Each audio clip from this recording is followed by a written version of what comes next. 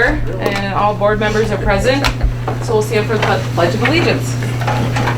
I pledge allegiance to the flag of the United States of America and to the republic for which it stands, one nation, under God, indivisible, with liberty and justice for all. All right. Welcome, everybody who came tonight. So we'll have open forum public input at this time, if there is any.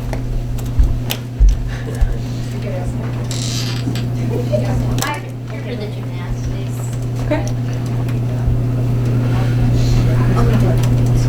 Whoever, so typically what you want to do there, ladies and all ladies, is anybody has anything that if you want to address that concept of gymnastics, speak your piece. I mean, give us your feedback, any information that you want to share. That's the whole point of public forum or open forum. And then we'll take, not we, but the board will take whatever you have to say with that context. And then it shows up later on the agenda, and that's when the board will have a conversation. So anything that you wish to share about gymnastics and the gymnastics program, this is your time to do so in open forum right now. So if you have a spokesperson or somebody's got a few words to say in that whole context. They're all looking at you.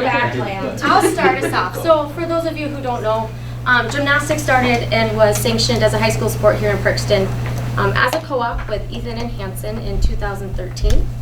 And that was an agreement upon all three schools. We had gymnasts at each school, respectively. So we started out with 4 gymnasts, and then I had 3 moms of those gymnasts, but 2 of them volunteered to coach. I had just moved to the community and was approached as a former gymnast and a former cheerleader and a collegiate athlete to volunteer to help start the program. And volunteering has turned into 10 years of head coaching. And as you would know, being a parent and also possibly having student athletes, a lot of sacrifice, not only on our part as parents and as coaches and as volunteer parents and coaches who know nothing probably about the sport. We've driven this program self-funded for 9 years, and it's to a point now where we've seen it grow. We see a lot of attendance of the parents of young kids who are willing to pay money and drive their children to Mitchell for gymnastics. But we're also seeing our high school engagement grow as well, and not only just from Parkston but also from Ethan and Hansen. We are supported in several different ways, minor ways.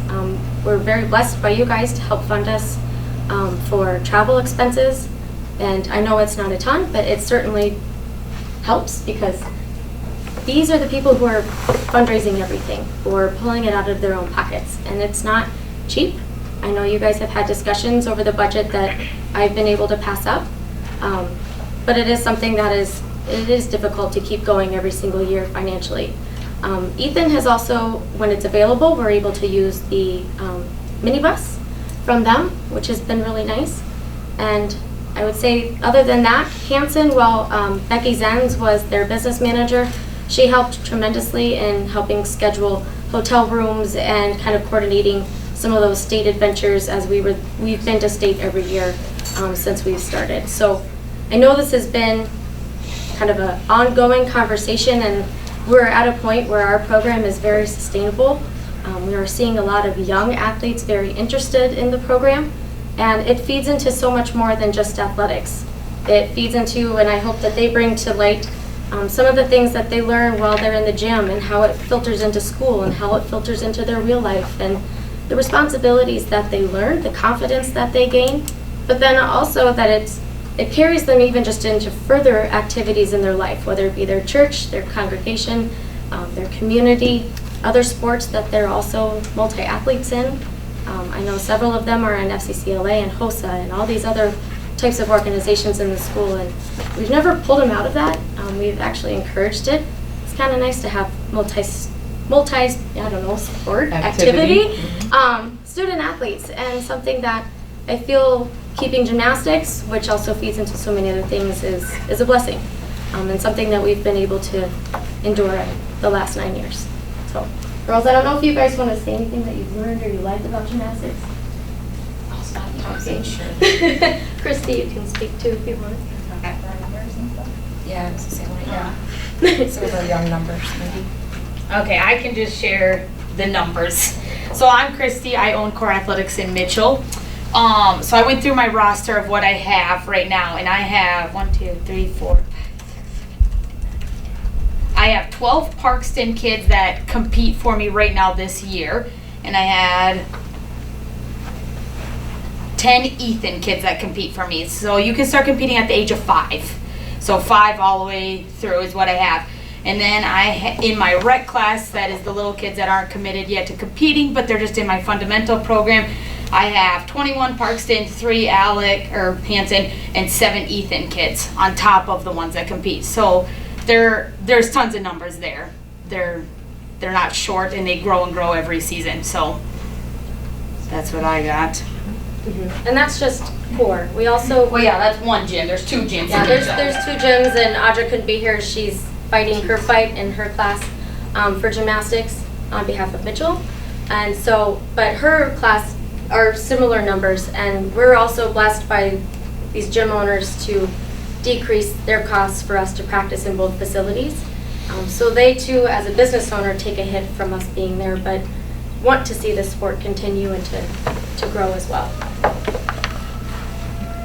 Christy, your email to me, do you want to address your fee structure in respect to what you had indicated in the email as to what Yeah. you see or you envision that to be for your own public Yeah. or your private interest? So a lot of the girls want more practice time, whatever. So I am willing to get them in there 5 days a week, whatever they need to be. This is Jamie. This is my sister-in-law. She coaches for me now. She is willing to help out too, whatever they need to get more days, more time to hit their goals and be successful.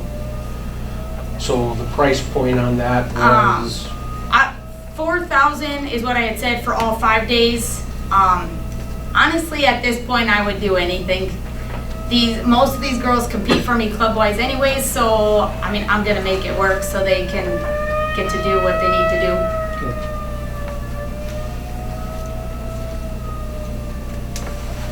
These girls are dedicated. This one's been doing it since she was what, 3? This one since she was 6. I'm not sure about Aubrey, and I'm not sure about Claire. These girls go 4 days a week sometimes. Like, this is what they live to do. Rory goes, you do what, 3 sports? You do competitive cheer, she does track, and she does this, and she's doing it all on a bum ankle right now because she did sprain her ankle. These gymnastics teaches these girls to be tough. She sprained her ankle on her last warm-up at state. She taped it up, and she still competed for the team because they were hoping to bring you guys home a banner. I believe there is a banner in the gym or one getting made for us again. So gymnastics really does do more than just gymnastics. These girls, I mean, grade point averages, they know that it takes dedication to do that. So they keep up. I'm guessing all of these girls have a pretty high GPA if we looked at them. They're willing to go to the gym on their days off. During Christmas break, these girls went into open gym, what, 3 times? 4 times, where they didn't have practice. They just went to go up and do their own workouts. So there is, I mean, these girls want this. And they are, you know, they're dedicated to it. They've been doing it a long time. In a couple years, with all these numbers that are coming up, in a couple years, there is no reason why we shouldn't be seeing some very high placing at state. First place, second place, third place, honestly. I mean, if we've got 30 kids coming up in the next 10 years, you guys are gonna have a whole team full of girls that have competed since they were itty bitties. So, I mean, I'm not saying we're gonna be Mitchell Colonels, but I'm saying we can be close. I think we can be close. I agree. So, So I'm from Ethan. I'm these 2 moms. So she's not quite there, but she will be in 6th grade next year. She's been competing since little. Aubrey's graduating, so she's done, but she's here for support because she loves it. And I had a heart-to-heart with Ethan. this last couple, and they're super supportive. They really are backing our girls.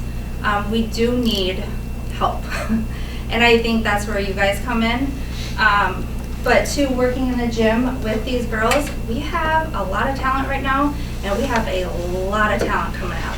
And not just from Ethan, we have a lot of Parkson kids coming up that are amazing gymnasts, like very high level for their age groups. And so I just think if you guys could give them a chance, that would be amazing. I don't know, anyone else? I think I also, just from a competitive perspective, it's, yes, they're individually doing their own routines alone, but their routines on team day contribute to each other. As far as that aspect, it's very different than club gymnastics where there's kind of dog eat dog, one for each of their own, but in this environment, it's all for each other.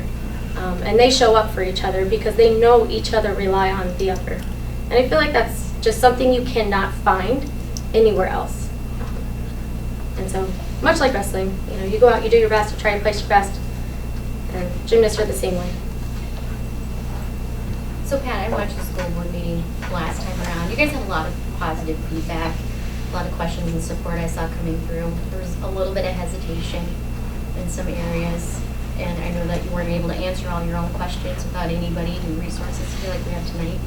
What are those hesitations still in your minds that we can help answer? Because I know there was things about funding more time in the gym, higher cost. What if we lose a coach? You know, those things aren't going to be a problem. We've got coaches, you know. These guys, like I said, they're invested in these girls' lives. They've known them since they were little. They're not in it for the money. They're passionate about their sport. They love these girls. We're going to have a coach, always, if not multiple. We're going to have a relationship with a gym. Christy's not going anywhere, you know. Those things aren't problems. But we could use some help. I mean, we lead our community. These girls feel like they're less than because they don't get the backing by our school, that they're not as important of student athletes as the rest of our programs. I know I believe you had softball, you know, last year, didn't we? Or we agreed that we would if they had the numbers. You didn't? Okay. Because it was kind of hard to understand, I think, for them too, that we would add a new sport without committing to a sport that already was in existence. But they just, you know, they just want to feel like they're just as important. Their sport is just as important as any other school. Because we would never be talking about this if it was football or basketball or a traditional sport. But these girls have represented our school year after year with excellence and high regard. We have other schools and athletes coming in from all over, you know, saying, wow, you guys are amazing. You know, I wish I had gymnastics at my school. I mean, we're privileged. These girls are, you know, thrilled to have this in their life. And we could use some help from you guys. And we definitely just want to see it grow. And it is growing. You can see it coming with all these young girls. We do camps in the summer. We get flocks of these young girls, and they think these girls are amazing. They want to be just like them. You know, they're not going anywhere. So this program's only going to grow and get more and more popular. So anyway, if we can answer any of your questions that you maybe have hesitations on and you weren't able to maybe work through your last meeting, we'd love to help you answer those. Yeah, if anybody has questions, I mean, we'll answer what we can. I mean, as long as they're here, I mean, we could take the time if there's any board member that has a particular question. The fundamental question at heart and why it's on the agenda is simply, it's not whether the three school districts, is to my understanding, talking to Mr. Bridge and Mr. Hawkins, that we will not sign the cooperative agreement so it's sanctioned at the High School Activity Association. Well, that's not the question. The question at heart is the funding component of it. The fact that you've done it this long without a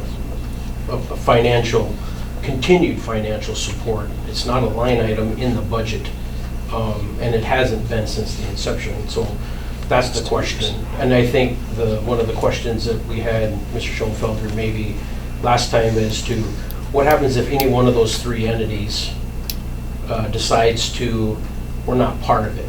So if the funding component comes by the three districts, what happens when one pulls out? Because all it takes for a dissolution at the Activity Association is one school, without any conversation, without anything, to submit an application for dissolution that we want out. That's all it takes.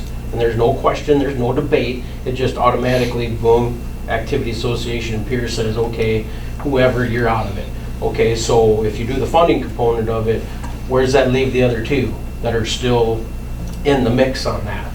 So I think one of the conversations was, you had asked, there are all of these, put together some sort of cooperative agreement, and there wasn't really anything that I could find in any of the research that I did where I came across a document that outlined every component of the program as to not only the what ifs, what happens, but how it should be structured and how it should be administered, across the 3 districts. So I took the liberty, or not the liberty, the directive from the school board and created that document. And they shared that with Mr. Bridge and they shared that with Mr. Hawkins for them to vet how they needed to, whether that's with their school boards or not. So I suspect, and they told me that they were going to do that, so I believe that's probably happening at their next school board meeting as well. So as far as actual questions, I think you did some of that tonight, whether there's numbers, what are the numbers per se. We have a budget that Bridget, you've operated under for, several years at this stage of the game.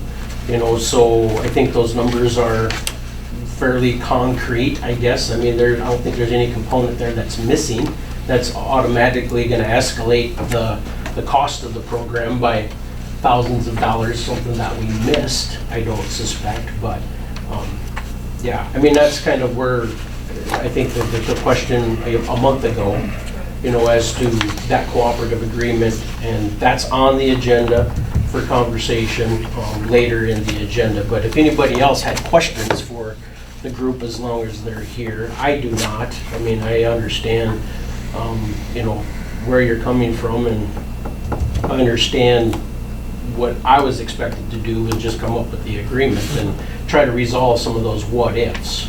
So When will we hear back from the other schools? I believe their both school boards are tonight as well. A month ago, both of those school districts did take it to their boards, and they had proposed at that time financial support. Both of those districts did, based on what the document that Bridget had shared, and that was also in our board packet. So I reshared those documents with you in the board packet again from a potential expenses and revenue aspect of things. So the comments or the conversations I had with both of them tonight or today was taking it to their boards. And one thing that's in the agreement, though, just so you're aware, at least from the financial component of it, it was an approach of all or nothing. So either all 3 say yay, or if one dissents, then not going to happen. And only because of staying away from the concept of, I don't know, not necessarily leaving the other 2 out to dry, but to make sure that all 3 districts are committed and the financial support is there, that we can work collaboratively and cooperatively, moving forward. Now, that doesn't to say that somewhere down the road that somebody makes a different decision, because these people, they move. I mean, this is not concrete. All it takes is an election, and the next thing you know, your board makeup is entirely different. And there's no action of a board that can hold the action of another board to a commitment. Each board can operate under their own auspices. So just because something comes out of it doesn't mean it's permanent, and it doesn't mean that it can't ever come back and be readdressed either. So, but I don't know if I answered your question, Mr. Schoenfelder, or not, but great. Okay, I'm sorry. And the first name, the core lady, I'm sorry, I don't remember. Christy Dugan. Christy, sorry, Christy. You said rent would go to $4,000? If they did all 5 days in my gym. And that's what's on the. So that would be, No, it's Right now it's 2,000 now. split, yeah. but it's split between the 2 gyms. Between 2 gyms. So that 4,000 isn't 4,000 apiece? No, that would be if they did all 5 days in my gym. And we like wouldn't total use on the other gym. one. Yes. It's a total one. I just wanted to clarify Yep, that, yep. because that's double of what Yeah, it says yeah. here. So, and then my next question, I wonder, you're talking about the numbers. Yes. Where is the point that it's too many for the co-op, I don't think there is. numbers wise? To We've carried compete? as high as 15. I used to be the assistant coach for Yeah. Mitchell. I'm just saying down the road if it grows. Yeah. Mhm. I just And the say- need to have the co-op down the road, if there's that many, you said we had 21 Parkston kids Yes. not competing, and how many Parkston kids competing?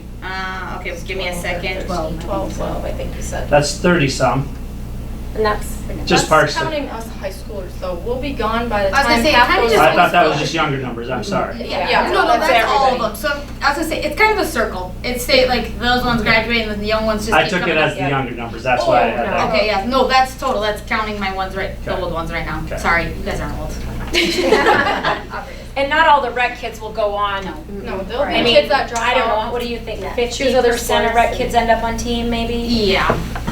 Like, we do have some I pretty just was serious wondering what the Parkston number kids, was, is but- there a number that's Yeah. a magical number? I would that's say right now. too many for a co-op, Parkston- and then you don't and need I'll the keep 3 it there. schools, and then it falls on one school then. Yeah, the Yeah. majority of them. See what I mean? Yeah. So. yeah. Is there a number in the gymnastics? Yeah, world? like how many compete in a meet? It depends on the meet. What's the max? I can have JV and varsity. I've had as many as 7 per event, so I could specialize each girl on a separate event. And then when it comes to state meet, as far as varsity, then your numbers get smaller. Yeah, But those are your best of your best that are contributing to your team.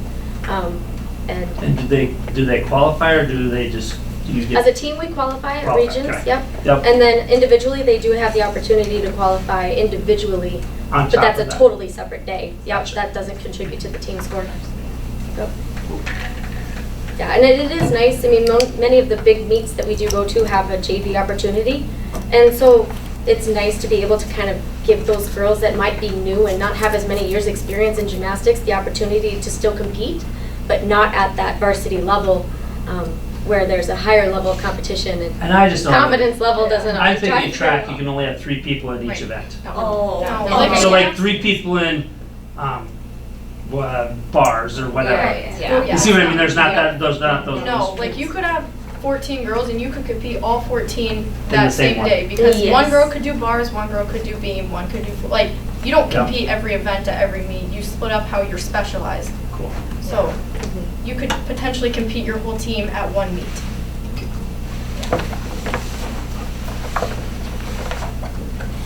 That's why I asked. Yeah. Tech has limitations, Yeah. and you get too many kids, and then not everybody gets to go. Right. See what I mean? Yeah. So, thank you. Yeah. Craig asked some of the questions I had. Probably another one is, when you say you need help, so it looks like you've had coaches, you've had kids that want to participate, you've made it work. We've had funding, somewhat funding to help you. So what do you, you're just looking for dollars? I mean, you need help financially, is that what you're really after? Yeah. I mean, our Bottom gym line? costs, I mean, and she's taken a cut because, I mean, we use her Band-Aids, her toilet paper, her paper towels. Sure. You know what I mean? Tape and her chalk and her everything. So she's really not making anything. She's kind of eating it. And so that just kind of covers that and the space that we're gonna take up that she can't have other classes. So that's kind of like a gym cost, you know, that's kind of a big deal to have a gym where now we don't have to provide our own equipment. We have it all taken care of. We just have to pay her and then we have everything we need right there. You know, that's like one cost that we would, it would be nice for them not to have to fundraise 27 times. Just, you know what I mean? They're having to fundraise like extreme amounts just to be able to do a sport they love. It's just, any help we could get, I think, would be helpful. Even if we could just pay our gym, if we could just get our meets taken care of and our gym taken care of. You know, maybe we could fundraise for the rest, you know, it's just anything we could get help with, that kind of thing. Because they are having to do a lot of work, year-round fundraising, year-round everything, you know, coming to camps and doing that kind of stuff. Where I don't think other sports are having to do that extreme just to stay a sport. And the hard part with our fundraising is that it falls into that fall. When the elementary is running amok with fundraisers at the same time that we are trying to fundraise. So we're putting a lot of fundraiser into the town all at the same time, and that does make it harder on us Because, I mean, if you're gonna buy a raffle ticket from a cute little kindergartner or one of these sassy little high schoolers, like, the little kindergartner's gonna win, like, there's just no doubt. So one other question I had too, you said you had plenty of coaches. Because the individualization of the different things that you can go into. So would we, how many coaches do you think you need? 2. Okay. And that's not only for safety, but to be able to really actually let these girls learn something. That's what I'm saying, because Yeah. it's, you have a lot of different events, and so. Yes, you have a lot of different events and you have a lot of different abilities. You know, I see. so as a coach, and I've been the coach for the last 9 years, I have to rely on the ones that are competitive in the other gyms to kind of know what they're doing. And I'll say, you and you and you, go give me so many routines, and they're off on their own. And I'm sometimes busy trying to teach someone else something new. And then, so being one person is very challenging. Jamie, thank gosh, like for her, stepped up and said, hey, I want to start learning. I really want to get involved. And she's been blessed. When we're in Christy's gym, legal liability is all falling on Christy. So if something, you know, Jamie has happened or Christy has happened in the gym, it's on them. I carry my own life and liability insurance only because I'm not on a payroll. So technically I'm on my own. I'm not taking a pay legally, I guess, by the schools. And so that's always been my question too. And just to save myself, I spend a lot of money on that every year. We qualified as a team this year, and honestly, we had to fundraise and ask for donations just to get our girls to participate in the state, you know, honor like that. I mean, only 8 teams per class get there, and these girls performed amazing. They got there, and we had to, you know, provide our own gas to get there, our own food during the time that they were there. You know, we had no, you know, support other than fundraising. Hotel rooms. Our hotel rooms, to put a roof over their head while they were at the state meet. I mean, I think we can do better by these girls. If no other high schooler, except for us, have to pay to do their high school sport and do what they like. We pay for our club experience already, like, because that's all we had for the longest time until this program started. And you would think, you know, having a high school program start, you shouldn't have to worry about paying for your own uniforms and practice time and just anything. But we still do have to do that. So on top of all of us club gymnasts who pay for their club experience already, we're paying just to do high school sports too, when no basketball, football, wrestler, or anyone else has to worry about that. But we do, just to do the sport that we love. And also out of your pocket to commute to Pittsburgh. Yeah, and we pay for our own gas to get to our practices, which is fine, but just to have some sort of support would be nice, because we're just teenage girls doing a ton just to do a sport that we want to do. Where no other high schooler in this, like, high school has to do that. We're the only ones, which I think could be changed. We've proved enough. We put banners on the wall. We have pep rallies. We put our trophies in our trophy case. So I think a little financial support would be nice.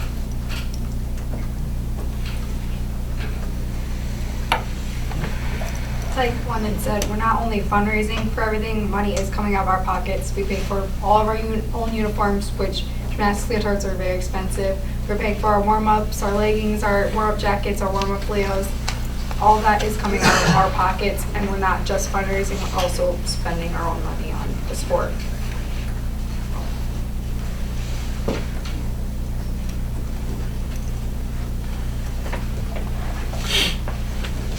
Anybody else? You guys did a good job. I'm impressed. Thank you for coming and sharing your feedback. We really appreciate people coming to share how they feel, and it makes a difference when we go to make a decision. So I appreciate you guys coming tonight. You're welcome to stay and withstand the rest of it if you so choose, because it's a while down the agenda as to when that conversation happens amongst the board. But if you want to go, you need to go, you can, but you're welcome to stay too, but you're gonna have to listen to some of the other business that's... Mr. M, would there be questions that you guys would need to address to us during that time? Do you feel? I just want to make sure. I don't have any questions right now. I think you guys answered a lot of them. We're here, if you need us. Yeah. Call We us, heard you. don't tell us, we'll stay. You can stay if you want. I mean, there's lots of really exciting information coming up. It's up to you guys. Happy to have you. Thank you. Thank you, though. Thank you. All right. Changes to the agenda. Okay, so we'll move to number 5, is approve agenda. Changes to agenda. There were no changes, so I just need a motion to approve. So moved. Second. Moved by Schoenfelder, second by Leishner to approve the agenda. Any other discussion? Hearing none, all in favor say aye. Opposed, same sign. Motion carried. All right, I have no conflicts of interest listed. So number 7 is approved consent agenda. The school board will discuss the minutes from the March meeting and pay claims submitted. The school board will approve coaching resignations from Courtney Sorensen, sideline cheer, and Brooke Horseman, head girls basketball. The school board will approve the ASBSD health insurance participation agreement and pool adoption and renewal for the 23-24 school year. The school board will approve the ASBSD worker compensation agreement and pool adoption and renewal for the 23-24 school year. The school board will approve the bus transportation contract with BJ School Bus Corporation for the 23-24 school year. A is approved January minutes. January? Do you mean March? I was like, we are way past January. Why are we Yeah, I doing that? change it every time. Okay, so And because just- it's done 3 months in a Okay. row and it won't stick It's for okay. whatever reason. Okay, so Honest to A God. is approve March minutes, B is approve claims, C approve resignation, D approve ASBSD health insurance participation agreement, E approve ASBSD health insurance pool renewal rate, F approve ASBSD worker compensation participation agreement, G approve ASBSD worker compensation renewal rate, H approve transportation contract. Just so you know, the minutes are the last regular board meeting and special board meeting in March. Okay. I just need a motion to approve all those things. I had a question on question. the transportation contract. Were you gonna cover it during your No, report? so if you have a question, now would be the time, so. I'm trying Yep. to find it. We probably have to move that off. We can take it off and do a motion mode separately if you want to talk about it. We do. Probably be better for that. Yeah, yep, that's fine. If it's actually negotiable items and you got some questions on the terms of the contract, then yeah, probably you can do that because negotiations is on our agenda for executive session. If you want some clarity on some You of wanna- the So stuff. that we can come out of executive session and approve it? Yeah. You can. Yep. I think I would like that. Okay, we can remove that. Unless Yep. you guys don't. Okay. So we're removing H, approved transportation contract, from the approved consent agenda? Yep. Okay? Yep. So I need a motion to approve A through G. So moved. Second. Moved by Leishner, second by Schoenfelder. Any other discussion? Hearing none, all in favor say aye. Aye. Opposed, same sign. Motion carried. All right. 8 is information, discussion staff reports, and we'll start with high school principal report. Hello, everybody. How are we doing today? Good, how are you? Awesome. I crossed off so many honeydews today. It was really a quality day. So,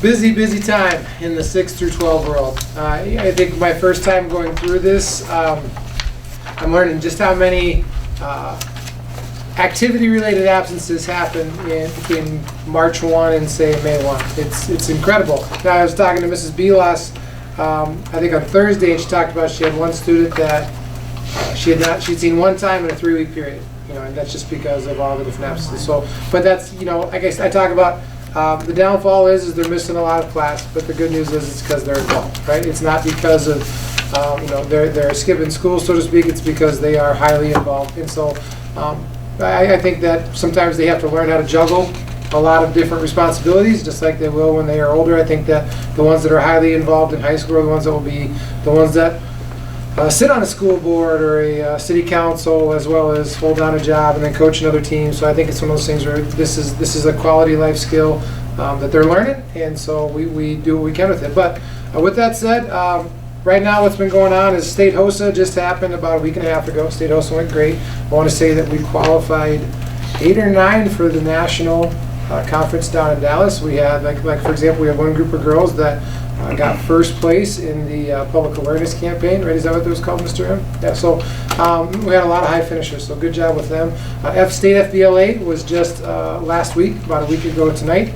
They got a cut short. Both HOSA and FBLA were cut a day short because of the weather, which saved us some money on hotel rooms a little bit and stuff like that, but they still got their experience.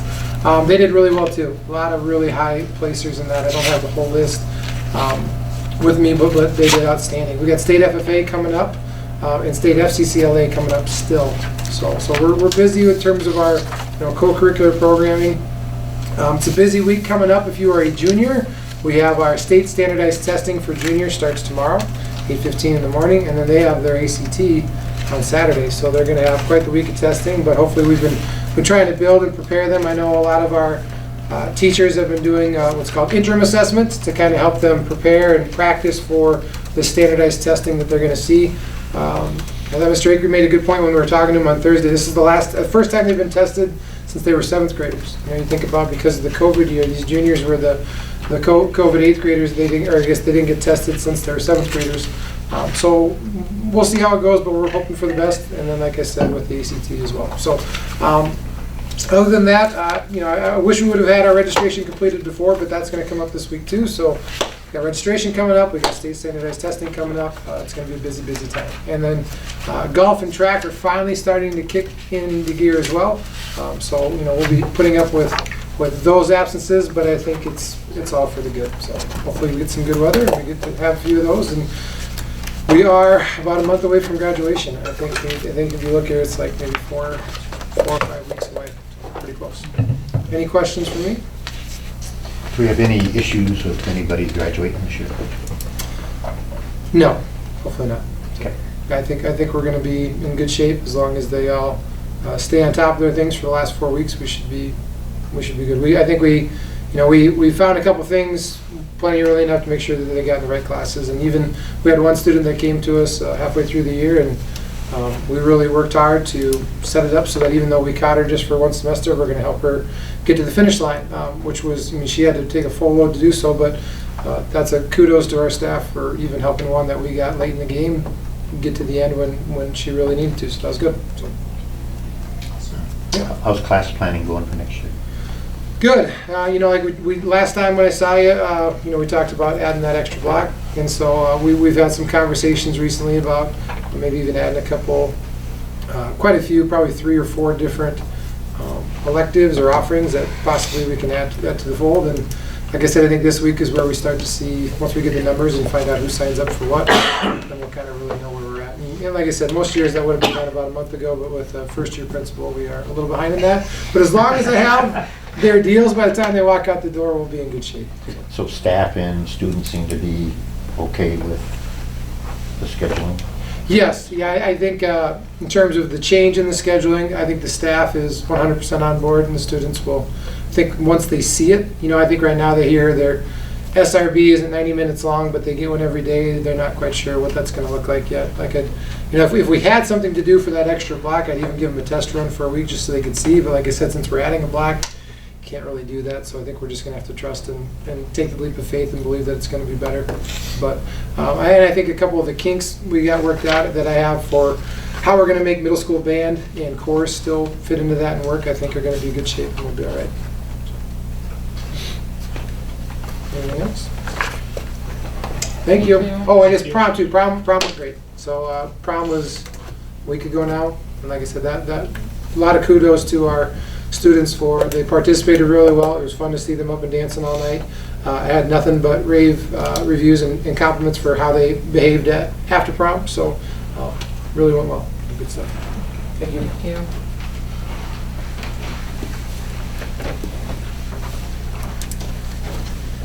All right, good evening, everybody. I'll start with, from an activity standpoint, kind of had a little bit of a rough start to the spring, but I think we're in full gear now moving forward. We've had a couple indoor track meets that have been good for our kids to have a chance to compete.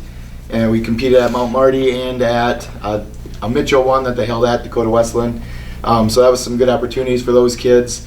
Girls golf is underway now. We're hopeful that we're going to be able to get outside on Tuesday and head down to Wagner tomorrow for our first outdoor attempt at a track meet. So that's all moving forward pretty well. We got great numbers with track. I think we're close to 120 was the last count I heard. That boys and girls both? Yes, yep. 6 or 12. 6 through 12. 6 to 12. Yep. And girls golf, we almost doubled in size from last year, so. Yeah, increased by 150%. Yeah. No, wait, sorry, there was 3 last year, wasn't there? Yeah, 3. We got 5. Yeah, we got 5, so we almost doubled. So we're trending in the right direction, so that's going well. I went to the State ADs conference at the end of March. That got cut a day short because of the weather, but got a lot of stuff discussed there and talked about some new things moving forward as well, and so it was really informative couple days, and it was nice to always be able to collaborate with other activity directors and kind of hear some of the things that they're doing. So that was beneficial. Other than that, activities-wise, we will have our big spring awards banquet May 4th, so that's coming up quick. We're starting to order awards and getting all that stuff ready to go here in the next couple weeks. Coaches have turned in all of their letter winners and award winners, and now I'm ordering plaques, and Mr. Knipling and I will start printing out those letter certificates and gearing up for that, so that's going to be here before we know it. So is that the one-night marathon? That's the one-night marathon, yep, get it all in, yep, so that'll be here soon. Elementary-wise, things are going well. We do our state testing next week, so we're excited to go with that. I feel like our teachers have been working really hard to prepare the kids for that this year, and I'm excited to see how that's going to go for us. We will, just talking here, we'll do our kindergarten. We're doing kindergarten screening a little different. We're going to do our kindergarten screening for all of our current students that are in our preschool program. We're going to pull them May 1st and 2nd from preschool class so that we can screen them. And so some information went home to those parents last week. And then we're doing a kindergarten roundup for anybody that is not currently enrolled in our district, and they'll have the opportunity to set up a time with us to come in that May 1st, May 2nd, which is a Monday and Tuesday, to go through that screening process. So that's coming up quick. We're excited to see how that all plays out and see if, where our numbers are at, but I think they're looking pretty good right now and, trending in a real positive direction. So that's good. Right now in the elementary world, we're doing a lot of planning for those first couple weeks of May. Most of our classes take a field trip, so we're working on kind of planning those, and that's something fun that all the kids look forward to. So we're getting those scheduled and working on that stuff right now. Otherwise, it's just everything's going pretty well. I don't really have anything else to add on that end. Any questions on any of that? Okay, thanks guys. Thanks, Adam. All right, Mr. McKinnon, what do you got? Yeah, I met HVAC project, so we have that starting this summer. I met with Paulson this morning. We did a little walkthrough, and the plan, as soon as they can get in here with the end of school, with kids being gone, May 17th is their last day, so looking at May 18th, maybe doing some mobilization, then the following Monday, really getting after it. So the plan is to start in the high school wing and work their way this way. They'll have 2 crews on site, one for the demolition essentially on the outside and drawing down all the materials out of the condensing units on the outside, and then eliminating and tearing out the cabinets in each classroom. So we're going to start there and go this way. They may be in here a little bit early. There's some things there on the outside, like on the roofs. They can start doing some prep and some things like that in order to get that project done. So the gym, it sounds like, is essentially the armory, per se, is going to be off limits about that second full week of June till potentially the end of June. Take all that duct work down piece by piece, and then rehang the new duct sock that's going to go in there and get everything connected. And then for Mitchell Plumbing and Heating and the coils that are going up in those units after they set the rooftop units. And those 2 rooftop units that are supplying the gyms are actually on the lower level roofs. So they're not on top of the main roof of the Armory or the main roof of the MPR. So we went over that today and he showed me where those were setting. So they have to do some roofing in there with ARS and put some curb stops and stuff in there. But other than that, they're ready to go, and it sounds like it's gonna be a fluid project. So I think he's got, you know, a pretty good footprint here that's gonna go smoothly. So other than that, there's really nothing other than my report that I just wanted to make sure that you guys brought to your attention. The rest of that stuff is, I will say on the Department of Ed, the Social Studies Standards Review, that is a week from today that they will meet in Pierre, the State Department, the Board of Education. That's the 4th of the 4 public hearings on the proposed social studies standards. I am on the executive board of the South Dakota School Superintendents Association. And just so you're aware, yes, my name is attached to a letter that we're going to submit to the Board of Education as an executive board of superintendents, asking them for reconsideration of what was proposed back in 2020 before all of this fell apart. And there's several other reasons cited in the letter for asking them to reconsider rather than just doing a full adoption of what has been proposed and has gone through the 3 public hearings up to this point in time. So, not that you were probably going to hear from anybody on that, but I mean, they say, did you know your superintendent? And you can say, yeah, he told us. So, felt it was important to do that as being a member of that executive board and essentially expressing our concerns with the process and what's happened and what's transpired and asking for reconsideration. So that's about the extent of that. But, that's all I have for my report. So. Okay, thank you. All right, we will move to discussion items. Discussion item A, review policy manual. The following ASBSD policies are being presented for review and a first reading: BDB, BDC, BDDA, BDDB, BDDC. Okay, so BDB is school board study sessions and work retreats. There was nothing embedded within that policy that would, we would not consider or something that you probably haven't even participated in. So I see that as an abiding policy. BDC is your executive sessions. Again, that's more about transparency. There are those particular components that you can go into executive session for, which you abide by. BDDA, notification of school board meetings. That's making sure that we have those things posted in a timely manner, and we publish an agenda for that within the paper as well as on the school front door. We do those things. BDDB is board meetings and agendas, and it's just the format. That is your structure and typically on your agenda as to how that can flow and the components that you should have on that, which you abide by. And then BDDC is agenda preparation and dissemination. Again, that's a best practice that you already follow. So it's just a matter of, that's the first hearing or first reading on those. They'll show up again next month, and then the following month we'll adopt them and put them into our new policy manual. So. All right, B is review policy manual. The following ASBSD policies are being presented for review in a second reading: BCE, BCF, BCG, BD, and BDA, which we had in our last packet. Exactly. Any questions or comments about any of those? All right, we'll move to C, review policy manual. The following ASBSD policies are being presented for review and adoption: BBF, BBFA, BCA, BCB, and BCD. So if there aren't any questions, we just need a motion to approve. So moved. I'll second it. Moved by Schoenfelder, second by Nebo to approve the following ASBSD policies: BBF, BBFA, BCA, BCB, BCD. Any other discussion? Hearing none, all in favor say aye. Aye. Opposed, same sign. Motion carried. All right, D is discuss 21-22 audit.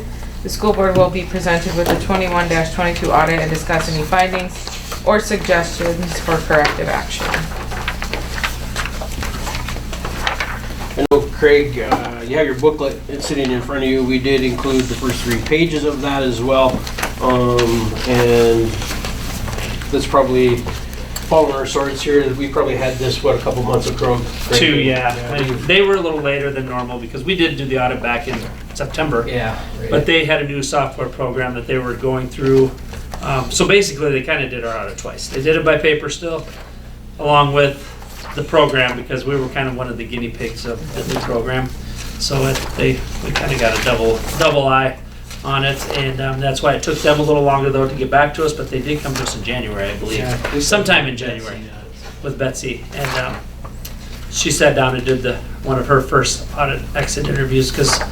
Usually it's Walter Randy, but we got Betsy this year, and she's kind of learning a new role and stuff, and we went over that, and this is what they gave us. So, if you guys have any questions, feel free to ask. Any of the I know, Matt, you said something about one little thing. What was it that you? The library books.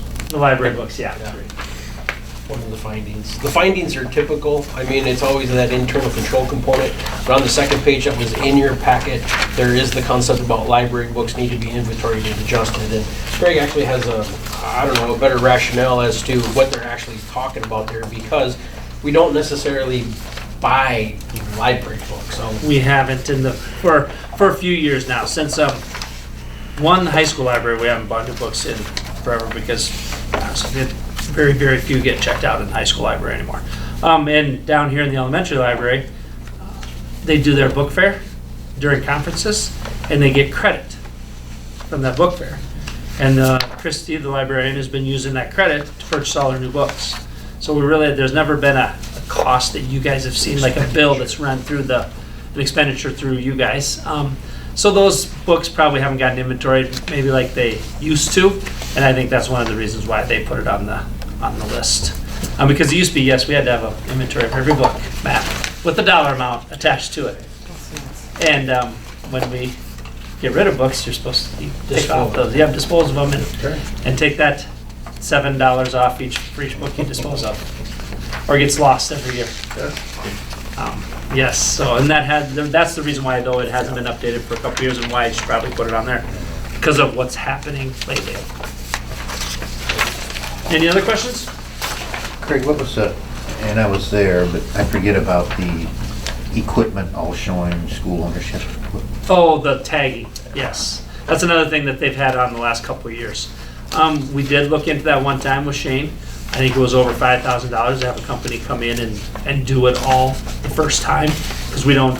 Tony tags his computer stuff. I would say that's probably the only stuff in the district right now that has for the most part, most things have a inventory list and a tag. Well, we have inventory lists, don't get me wrong. Each teacher has their own inventory list of the classroom. But as far as putting the little sticker on it that says property of Parks and School District, the computers stuff, they're the only ones that have that. Right, Tony? I mean, Yeah. you're still doing that on the Chromebooks or not? All my Chromebooks they're all associated with serial numbers, with their state email, and it's really easy to go in because I can check every student. I got a whole listing of serial numbers, when they're checked out, when they're checked in. So I mean, the state has a really good software for that. But you don't have a tag on them? I don't have to have a tag. I have serial numbers. They're all based on it. So I know where. So if there's But it used to be you tagged all your tech stuff too. Right. And I do. I tag, like our projectors and all that other stuff. But the serial numbers is what's the most important thing, because I can drill right down right away and say, okay, this kid has this Chromebook, and it even tells me when the last time they logged in. I mean, it's a good system. Yeah. But for this desks and chairs and stuff like that, the other capital purchases, it's more an investment of the stickers, quite honestly. I mean, if you stop and think about the footprint and putting a sticker on everything, every table, every desk, every chair, every bulletin keeping board, it up. every... People peel them off, and you have to be checking all the time. Yeah. I mean, it's a good practice. I mean, I've had experience of doing that, but it's just a matter of the investment on the upside of making sure. Because it's never been done. Yeah, exactly. I mean, it wasn't done prior to me. And the auditors want it because they want to put a value that we have so many chairs. Exactly, essentially. It's not because they'll be stolen. Which we still have with the Would be like if there's a fire. or inventory list that the principals get So it from that the you can teacher when say they how check much out each year. Everything you have. They're supposed to have that on there. Is It's that supposed to be the purpose? stuff in their So classroom. like if you have a fire. Insurance. Yeah. And that's the other reason, yeah, right there. Yeah. So when it says like all of these things that it says we should have or need to have, do you then adjust those things? They're or- suggestions, they're not that we are required to do them. The only thing that's an actual, where we got written up in, is the same thing that we always get written up on, is we don't have enough people in the business office for checks and balances. And that's 98% of the schools in South Dakota have that. So that's the only thing that was an actual, the other things are suggestions.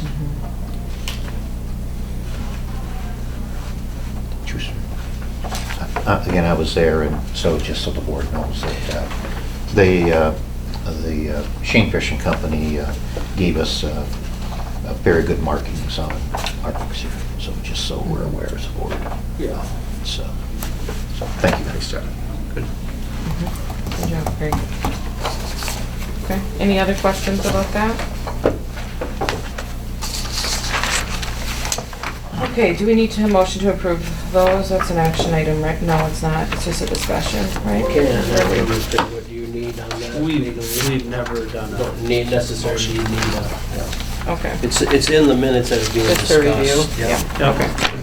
All right, building committee update. The school board will be presented with an update on the project. I do not have a whole lot of updates, other than what I put in my board notes for you guys that are potential change order. Again, I'll take responsibility for that, so we're looking at the relocation of the high school office and, commandeering a classroom, and then what was the existing office right now where teachers always had access to a private restroom facility, as well as the proximity to the office where teachers can come in and work, and the office is right there, whether it's access to Mr. Knipling or Peg. What had happened in that whole relocation of that footprint, that probably didn't transpire as to maybe what we thought it should have, and that was brought to my attention. Of course, like a lot of things, it's after the fact instead of, sharing your heartburn with me beforehand so we could maybe address it prior to, but it didn't happen that way. So it is the best when you sit and look at the footprint down there. It's probably a better place for that teacher workspace to take place is next door to the high school office is where it's going to be. So it's about punching a hole through the wall there, and then it's about relocation of basically some restrooms facilities and trying to get that all plumbed. So, but like any there is water there though. yeah, in that absolutely. room. There's water and sink that's already in that particular Yeah. space. It's just a matter of trying to find a 4-inch sewer line to Yeah. tie into existing sewer. That's not going to be the easiest thing in the world, and potentially going to cost some money. But I haven't seen any change order on that yet. I talked to the architects about that. Their perception was that, yeah, not a big deal. This happens frequently. It's going to be okay, because I was kind of upset about it, and they're like, no, it's fine, you'll be okay, and that's what your contingency is for, those types of things. No, other than that, I don't see a whole lot coming out from a change order perspective, but yeah. They still plan on being here in the mobilization, that's happening here at the end of May too, so as soon as we can get those classrooms moved, we get that Mr. Huber out of his classroom. We talked about where we're going to warehouse his materials and warehouse. We got to move a couple more teachers out of their classrooms to where he's going. So there's going to be some work here at the tail end of this where we'll have our custodial staff, and hopefully we got some takers on our summer help here that we've advertised for, and nobody as of yet, but we're going to have some people moving some stuff to make that all happen so they can get into that classroom and start doing the remodel on that. So that's kind of Summer help, how many are we looking at? we did ask for 2. I mean, How I old think do they have to be? It's supposed to be 16. Yeah. because you're not supposed to be able to run anything power, till then. We're hopeful we'll get a couple, and Craig and I talked, if we get to that point where we need some more, I mean, if we needed another body, then, I mean, I think we're willing to do that, so. But for now, we asked for 2, So And to still do the mowing position like we have been in the past. Yes. have we heard back on our funding, For, the addition? oh, yes. We have a ratings Yeah, call. yeah, my fault, Yes. great question. So I'll let Craig explain that. a Yeah, little I bit mean, we more. might need a couple of dollars down the road. Yeah. The ratings call was, it got Yes. rescheduled. It was supposed to be Wednesday. He called, or got an email today wanting to move that to Thursday or Monday because the guy had something come up. So, other than that though, I don't know if he's given me any numbers per se, but the stuff is moving. We got, we sent the paperwork back that we needed to. I just had to check yes, that one checkbox and that one email and send it back to him, to allow the ratings call to happen. And then we'll keep moving forward from there. There's an interview we have to go through with Yeah. about 20-some questions. Sent us some questions that we had to answer. Have to be able to answer, I guess. So we went through those and we didn't see any obstacles, the answers we came up with, I didn't see. No. So. It's about the community and things like that. So- Same thing we So the went numbers through. shouldn't change any on the, As far as the, like the rates and stuff, I haven't heard anything on that, no. And they won't know, you can't know until you actually go to that point. Yeah. There's no way to lock it in until just days before that, when you actually sell them. I mean, I don't. so Jerry's- when is that? Well, and I I mean, think. roughly. I would say within. Middle of May. Was it middle of May or maybe even the first part of May? I thought Because the like original Second said week of May. 6 weeks is what they said. 4 to wasn't it? 6 weeks, Yeah, exactly. 4 to 6 weeks was what. So, we'll have some better information. I hope Let we me have look to at call Jerry. on Thursday or Monday, but there was an email, Craig, on the totality of certificates being sold. And, you know, the project's we agreed on 6.5 million, but that was gonna garner in excess of 6.5 million. There was a I think it was like, it was a little over 6 6.5, wasn't it? if I yeah, remember right? 6.548, something like that, another 50,000 on top of that type of deal as to what the actual number was. Yeah, 635, 6535. 3.5? Yep. It was sent, that was sent on March 27th. So, Now, they were in the process at that point of drafting the original preliminary official statement, and getting the rating stuff in motion. But I'll open this up and I can tell you. Oh, no, that's never mind, that's the document I had to put your guys' names down when your terms expired and that kind of stuff.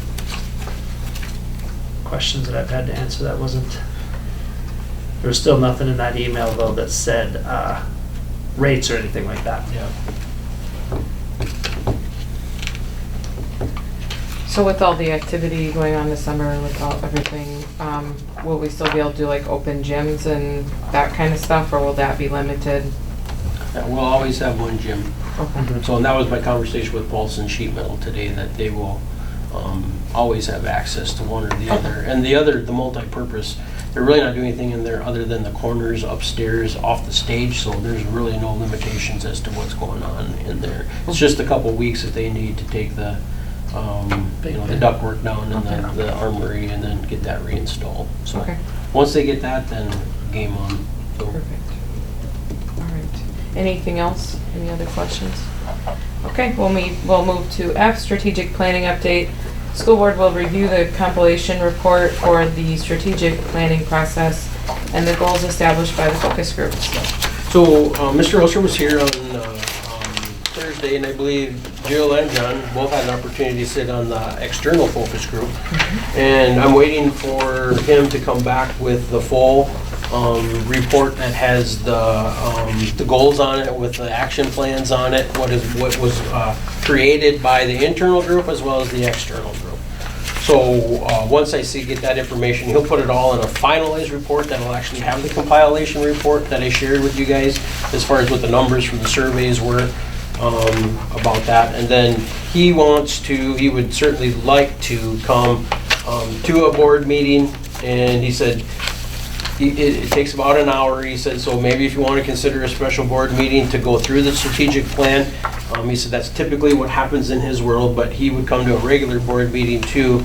He just doesn't want to take, have one of those regular board meetings extend any further than maybe that it typically does. So something to think about if you want a special board meeting to go through the new strategic plan, at least the goals and then the action steps that are embedded in that. And that came out of those 2 focus group sessions. So, that's the first question. And if there's any other questions on what you saw within the compilation report that had the students, the staff, and the parent surveys, certainly ask now, or, comments or whatever you wanted to do on that part of it. So, but I believe the feedback was good from both groups as to his orchestration of the conversations. I know Mr. Kniplin and Mr. Fisher sat in on the internal group, and John and Jill sat on the external group. So I wasn't in there, so I can't speak to exactly what happens. The only thing I would share is just that, like, when you look at it, you don't really have anything to compare it to. So you can see, like, where we're at, but what does that mean? Like, how do we fall? He said that these are actually quite rare. Our results were really, really, really good, which is awesome. He said there was a lot of sections he kind of pointed out, which I think it would be really helpful to have him come and speak to that. It was really nice to hear some of this areas that, I don't know, I guess I was kind of surprised. Not surprised that people are happy, but surprised that there wasn't more. I don't know, I guess I was just surprised. I thought too, if it was anonymous, you'd have a little bit more people kind of take a shot, but they didn't really. There was a lot of really great feedback. So, and he was good at explaining it. Yeah, it wasn't like you only had 50 people there's respond to a your lot. survey too. Your end size was well over 200 as far as your parents. And he said that is like a significantly high number comparatively for our school district. He said it is rare that you get that many people who complete it. So it was really good results. Everybody's doing a good job. And having done them before, when you give people an anonymous opportunity to take shots across the bow, 9 times out of 10 they take it. And that really didn't transpire, so it was very nice to see. That's why I'm a little bit skeptical maybe when I first saw it, and I've read through it more than once now, and I was like, but there's some good goals there, and there's some good, I believe, action steps for us to carry forward in trying to, within the implementation of the strategic plan. So it's been a kind of a unique experience as to follow this path. So would you want to consider a standalone meeting, or have him come on a night just like this? I know it's another night, but at least for that time frame to be. It would be really long if it was an hour of just that. Right. So we probably should do it separate. Okay. Yeah. Let me circle back and then see if some dates that he could potentially do that, and then I will come back and suggest it to you guys as well, for that. And that's certainly, it's an open meeting, it's an open session, there's nothing, there that requires any executive session for us. We'll publicize it like an open meeting, so I'll come with some dates if that's okay. That's really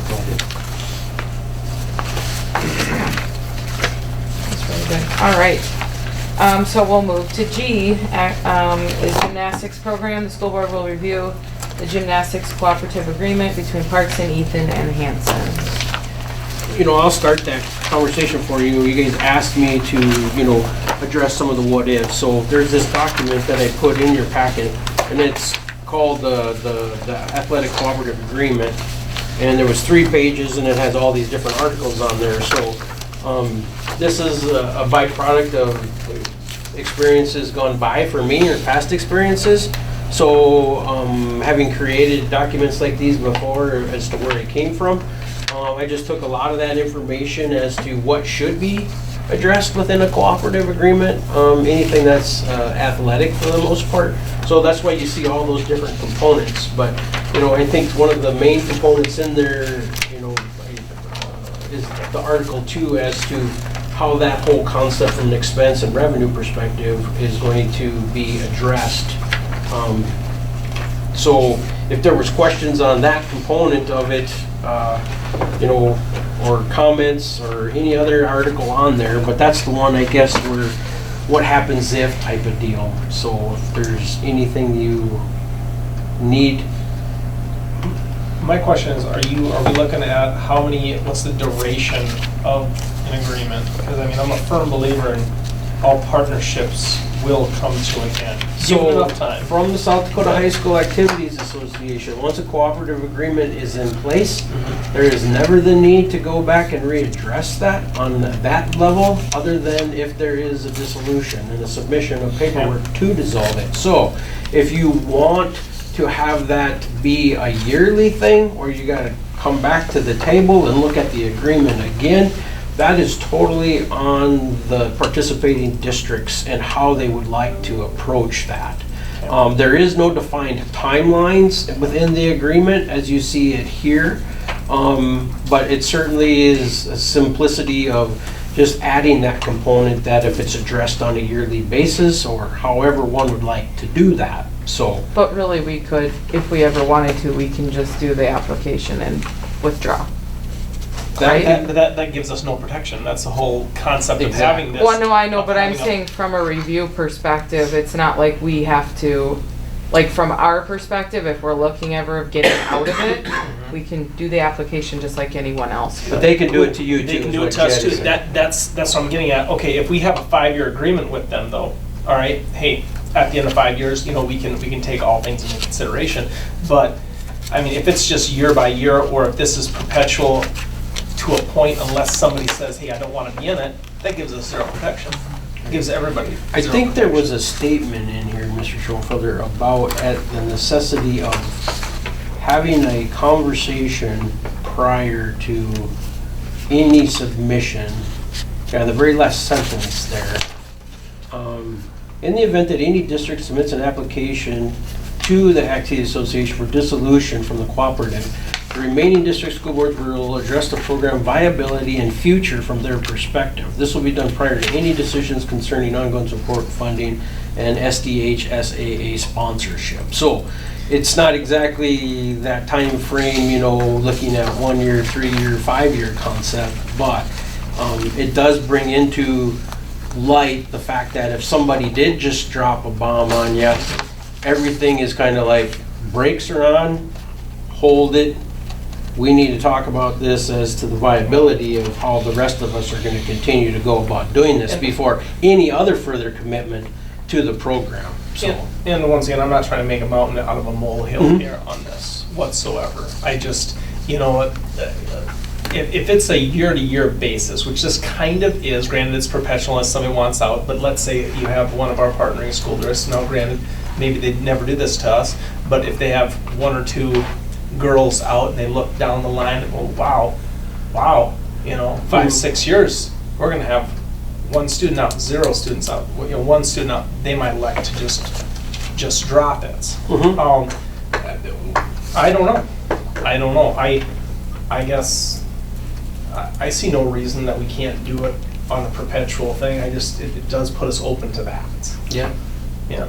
But would that happen? Is- I don't know, maybe probably not. Well, I think to Craig's point, the flip side of that, the question that you asked, Mr. Bruning, was, Well, that's what, what if you get 30 Yeah. girls from Parkston? Then what are you gonna do to those 2? Are you gonna kick them to the curb because there's too many?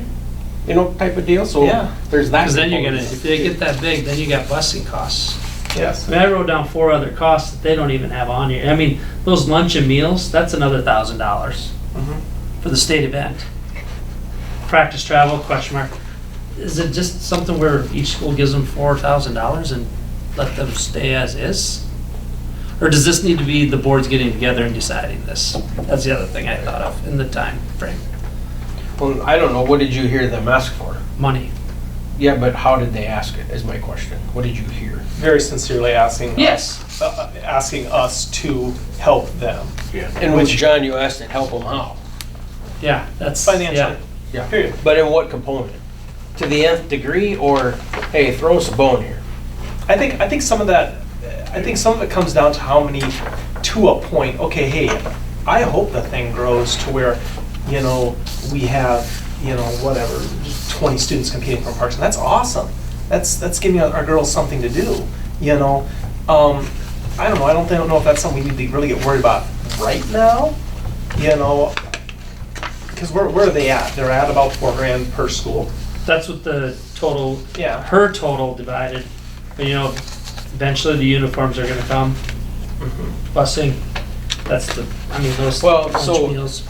my 2 cents on that is, all those support and those ancillary costs that those kids referenced, because of the nature of the sport, that's something where I believe, as a district, you could draw a line in the sand in, because that is all personal.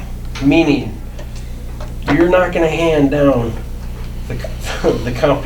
I've seen them, I got a daughter in it. You're not gonna hand down the competition leotard. You're not gonna hand down the actual warm-up components of what they wear, all the way down to the undergarments that are included in that. So Gotcha. that is something that, it's that type of a sport where, Yeah. okay, here's my leotard. You're not gonna do that type of deal, you know? Why is So- that any different than a singlet though? Yeah. Yeah. True. Singlets True, get no. handed down, it's not any different. I agree. It's But tight. it's that club, maybe it's a little bit of the club mindset of it too, kind of I mean, I'm fine with that, I'm just saying. coming. I do have a question though. How many girls' sports do we have and how many boys' sports do we have?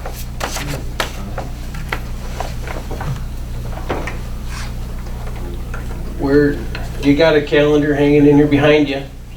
Competitive cheer, volleyball, cross country. Sideline cheer is not considered a sport, is it? Is it all cheer as one or how does it work? Competitive cheer. Competitive cheer. Okay. So girls. There is no activity association competition for sideline cheer.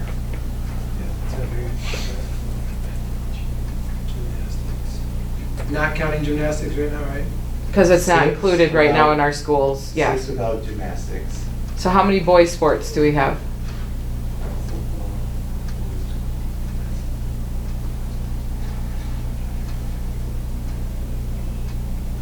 Okay. Six. So I was just putting this out there. Like, I want to be sure that we treat both sides fairly, both girls and boys, that girls have the same, not the same, but equal opportunities that boys and boys have equal opportunities as girls. And so I was just thinking about this, like, if we were at some point to add softball, that would be 2 more sports that girls have. Then if you had baseball, then you're at 7 and 6 or 8 and 6? 8 and 7. 8 and If you were to 7. add gymnastics, softball, and baseball down the road, it would be 8 Eight. for girls, 7 for boys. Okay. Anyway, I just was thinking, and the other part that I thought about, I'm just speaking out to my opinion, is that if we would not take this on, then we would not add softball. Because to me, it doesn't make sense to add softball when there's already a program running and kids already competing. And we would never add softball then if we don't take this on. That's my opinion. I feel like there's already, I just feel like that. We don't have a team created for softball. They're not running currently. I don't know how much competition they would have. That's just my opinion. And I agree with you 100%, Jill. I think that would cause some angst amongst the student body as well, and some maybe animosity. You know, if we're not funding one sport and then we're all of a sudden going to reach in our magic hat and pull out another. I don't know if that's. I don't think that would be the right decision. What I took from their presentation is yes, they're asking us for financial support, but I think they're also asking us for They want to be a part of the, they want to be a part of our school. School. I heard that we're less than, is what I heard. I mean, they want money and help, but they felt less than the rest of the sports. I do agree with the fact, though, that we maybe should put some sort of a cap on it, because I mean, those are some very, very ambitious young Yeah. ladies that came before us tonight, and I'm sure their drive to fundraise and whatnot is going to still continue. You know, it just to help them out a little bit, I think that'd be the right, as long as we can get 2 other schools on board. How many other kids compete from Hanson? And how I was many gonna ask that compete from question. Eaton? She said it. How many were from each school? She didn't say that. She was talking So, more stuff. right. She said she said Right. or Parkinson and Ethan, but I never many heard a were- Hanson number. Right now, this year, at their varsity level, their JV and varsity level, there was 12 girls between Parkston, Ethan, and Hanson. There are 6 girls from Parkston, there was 3 girls from Ethan, and there was actually, I'll correct that here in a minute, and then 3 girls from Hanson. Now, there was another 3 girls that were from Ethan in, I would say, very in the formative stages as far as being in the sport and coming to know the sport and being involved in it. Those 3 girls, while they were in the gym every day, one time I saw them get the opportunity to compete because it truly is a safety issue. You know, she was not going to put them on an apparatus where they were just not ready to be able to perform as to what level they should be able to perform at. So, but she did show them, it gave them an experience that, you know, kind of showed those girls too, like, okay, this is what it really is. So I would say that there's another 3 girls there, and those girls were not our girls. All 6 of the Parkston girls competing. All 3 of the Hanson girls competing, and 3 of the Ethan girls competing, and there's another couple, I think, that were more of as in that management role, but they were in the gym working. So Do we know what the numbers are gonna be? Like how many seniors going out, how many, just any the young coming lady, in? Miss Bittler here from Ethan, is the only one. Was the only senior, how many Yeah. coming in then? Did we know that? So the number of 6th graders that would be coming up as the 7th graders, I believe there's, Adam and I, we talked about this, we thought, I want to say maybe there was 2 or 3 from here. Right. And then I want to say that there was 1 or 2 from Ethan yet. Well, this little girl sitting here was a 6th grader, gonna be a 7th grader. Was she 5th or 6th? 5th or 6th, 6th? she's gonna be able to compete. She can practice, but not Yeah. compete. Well, if she was 5th to 6th or 6th to 7th. She was gonna go 5th to 5th to 6th, Yeah, 5th to Oh. 6th. But So she she's can a year, practice, she's a right? year away. but she can practice? She's not with that Oh, team during that. She's probably doing that club. oh, I see. Yeah. I'm just getting to the, you know, you're to the point of that teetering back and forth between taking vans and buses. And that's adding another $5,000 of costs from our contracted price. Compared to their $750 that they have for travel now. And that was essentially what I understood was more gas expenses that they were putting into, whether they took our 15. Yep, or the passenger van minibus, they right? took the They had- minibus, yeah. I don't know if they had to pay for the gas up there or not. Yeah, I did talk to Mr. Hawkins about that. And they did And too. they did put fuel in, So, so. no matter who the fiscal agent is, you know, you got it laid out there who the fiscal agent would be the bus. Do you have that in there about the busing? Yeah. Or, Would they, I noticed that it was in there about they would be following their coaching salary, whoever There the is- fiscal agent it is. says no practice transportation will be provided. Well, what about the competition busing, if we get to that point, which we're Well, teeter-tottering? That's my point is, I don't that's gonna see drastically I don't change ever that. foresee you taking a bus, because between the two, whether you take a 15 passenger and a 7 passenger, or 15 passenger and a minibus, I don't know that you will ever have to tap into that component of it.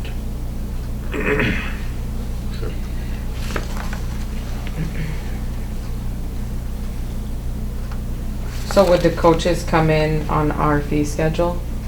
They would be Whoever the hired fiscal by agent the, is. or so they wouldn't be hired by the school?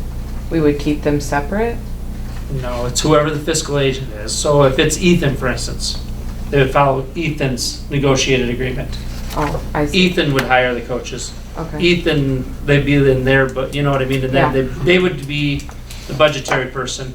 We would just have a line item for our share. And Just why- like we do with Ethan now, with the And- track. and why is it We're the Ethan? fiscal agent for track.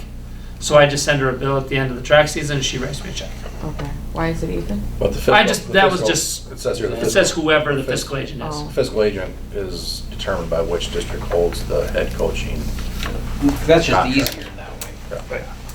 So on this sample agreement here, my question was, on the administration part then, the fiscal agent is just contributing all the administration costs? What does that mean, man? Well, Writing the checks business and- manager, athletic director, People scheduling spending their everything time with the and- coaches? Yeah. I guess mean, just Adam does stuff with the For coaches. basically assuming the duties and not Scheduling, getting anything Yeah. in return for not charging the other two districts for Right. any of that. I didn't see that in here, yes. That's the way most, I mean, we That's don't, what- let's put it this way, with the track one now, Matt, we do not charge them any administrative fees for that. Okay. No. Or with the wrestling, Yeah, no. right? Yeah, no, we just, it's, the wrestling one's simple. I mean, X amount of dollars per kid that It's- participates. it's Adam, I mean, it's Mr. Fisher's on his plate, getting all those, Yep. you know, and the events roll from year to year, so it's not necessarily, I don't know how much time you're putting into it, Mr. Fisher. Right now, I haven't done it. I mean, they weren't doing it before, so if we had this, then that would be something that I would start doing. But I could handle that. I guess my thoughts haven't changed from last time, I guess, unless we take something away. I mean, I have nothing against gymnastics. This has nothing to do with gymnastics for me. It's a bigger picture for me, because I think this is just gonna snowball as we go, and unless we can take something away or fit it into the existing budget the way it is, and not just blow up the budget next year, I just don't think I can do it. And again, it has nothing to do with gymnastics. It's the overall fiscal plan.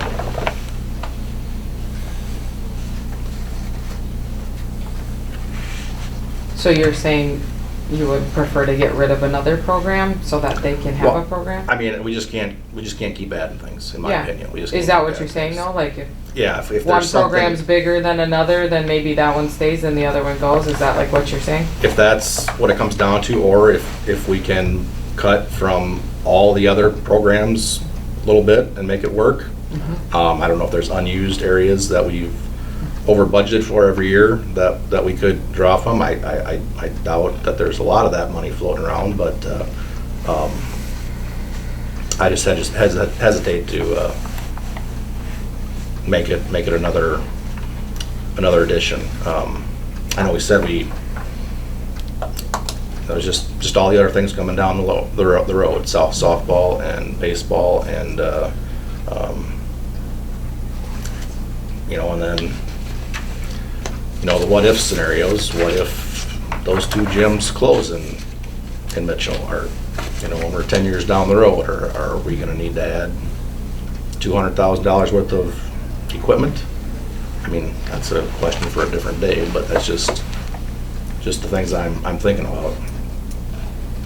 Are there ever agreements that are built, like when a sport is sanctioned like this and you make it part of your school, that there are portions of it that you provide? Or when it's like that, do you have to provide everything once you bring them into Do the whatever you school? want. We've been doing whatever we wanted, so. But they haven't been really part of the school because they're doing all of You're their own. sanctioned by you guys because you allowed that to happen. Just Okay. at Are you that talking about cost. the financial, the expenses of the program? To do piecemeal it together? I just Pay for mean the gym like, fee, not the coaching fee, pay for their gym fee, kind don't of, pay or for the like rest of it? saying I mean, if what do at you some think? point the gyms weren't available, the program will no longer be allowed, or, like building things into it to say, yeah, we'll take that on, however, if these things happen, we won't be able to buy you a gym and all the things that go in it to compete. Well, it doesn't, you're not gonna spell that out. It says that right here, that you will have that ability if somebody leaves, that you're gonna have those conversations prior to any ongoing support funding or sponsorship when that point comes. So I think you have that loophole in Okay. this document. It's not, I'm not trying to create a loophole, that's not what it's about, it's just, maybe reducing some hesitancy so that we feel a little bit more protected taking it on is all I'm trying to, because obviously we couldn't provide a full gym with everything in it they would need. So you actually want me to state in here that you will not nowhere down the line provide a gym, period, or equipment? I can put that in there. No, I'm not saying that, I'm just like trying to think out loud of ways to help reduce hesitancy, and is there options for that? I didn't know if I could even do that, is what I'm saying to you. If we take on the coach and they're ours, can we even do that? We don't do that to anyone else.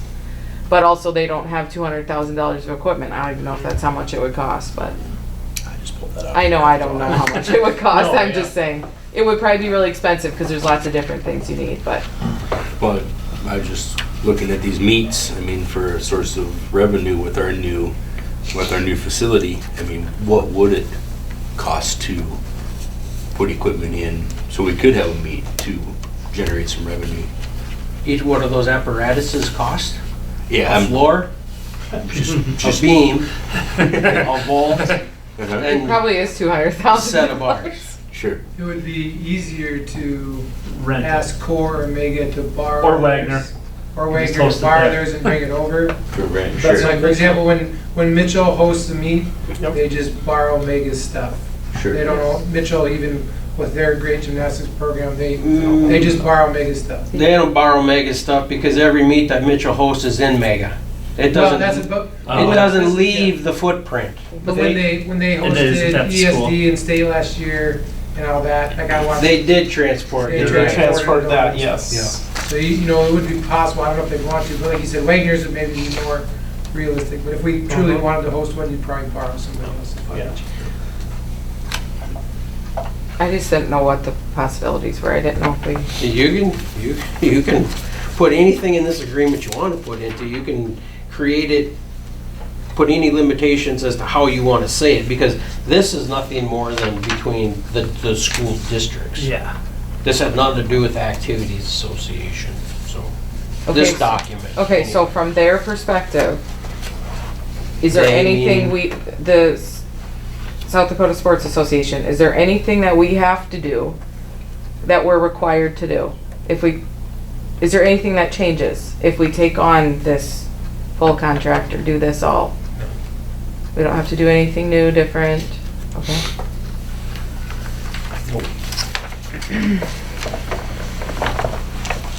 As far as they are concerned right now, you already sponsor it, because your name's on the application, and has been for 10 years. I see, okay. They might not even know It's that just the other two financial schools component right now. participate. As far as the budget looks, so can we afford this? Well, could you afford $4,000? Yeah, could we You afford could $4,000? come up with this somewhere, but to the point of, we are deficit spending, we have been for 15 years, Mhm. taking it out of capital outlay, so you just take a little extra out of capital outlay. I mean, really is what it amounts to. Mhm.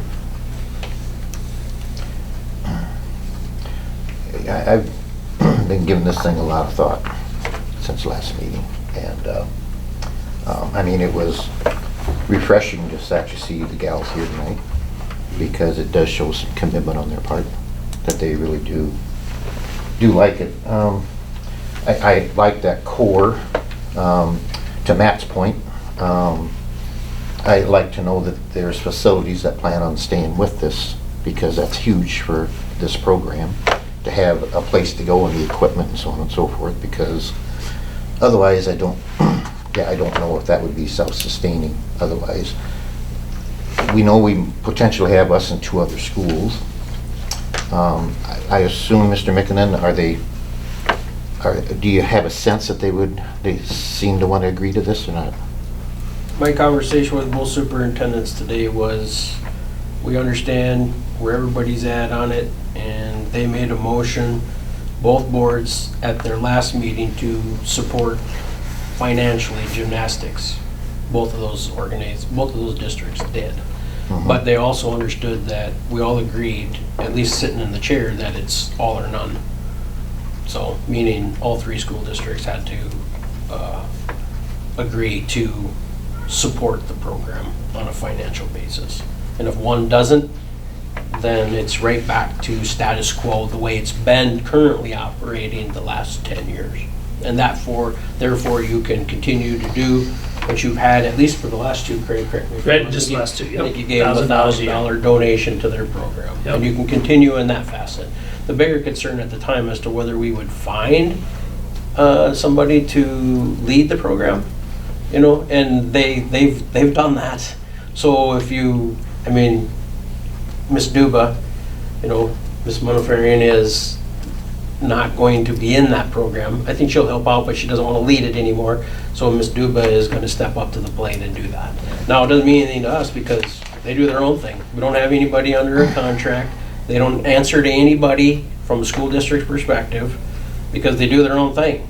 So, but yes, and I just want to point this out. Well, Miss the other Duba, the gym owner, Christie, graciously is allowing those girls to come into her facility. But it's a trickle-down theory too, right? Yeah. While we may not be financially supporting her organization, you got 20 little kids in the rec program or 30 kids in the rec program. The rec program isn't for free. So, yeah, it's kind of one of those, if you build it, they'll come kind of concept. So, I mean, she's doing, I think, she's stepping up to the plate 'cause she wants that. She loves gymnastics. She wants to see the girls to have a place to compete, and I think she'll honor that and she'll do everything she can. But I want to say she's not doing it for free. I mean, yes, maybe no money's exchanged hands, but she gets some ancillary funding revenue by people donning the door. So. And I wanted to make sure the 4,000 was for them to go there only now then, and not share with Mega anymore, and not have to do that, right?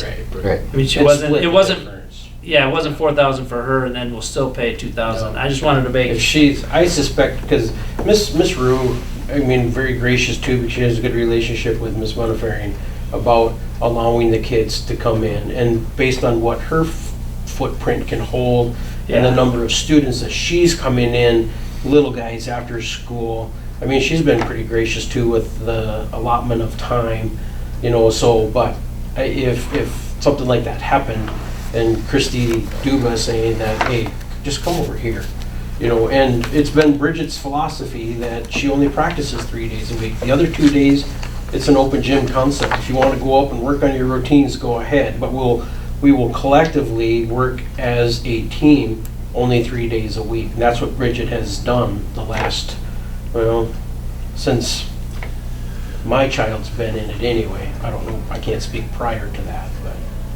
So is there any rules that they have to follow in this agreement that changes that? Changes how much time? Mm-hmm. No different. From a coaching standpoint, yeah. I mean. No different than you. I mean, yeah. When you give your kids a day off here or there, or practice how many days a week that you want to do, or whatever. And some of that, I'll be honest, is limited by the gym space. Yeah, I mean, that's what I wonder. Yeah, I mean, I think there's some things there that happen within their footprint that, hey, there is no open gym today because privately I got this thing going on. Yeah, there's just no way to do that. So, but it seemed fleeting. I mean, anytime my child wanted to go up this year, other than the 3 days, it was whenever and however and how many times you want to come. So. Did you have other things? I did. Good, let's hear it. So probably going back a little bit, but so we have a place to go at this point in time, and that was my concern. If that would stop, as it's probably been discussed here, maybe that program out of here might have to stop. If we'd have to relook at it from the standpoint of investment. So that's there. I'm hearing from you, there's 3 schools. We have kids that want to participate, and that sounds like that's growing. Sounds like we have coaches. To me, this sport's kind of like wrestling to a certain degree, where you have a lot of individual.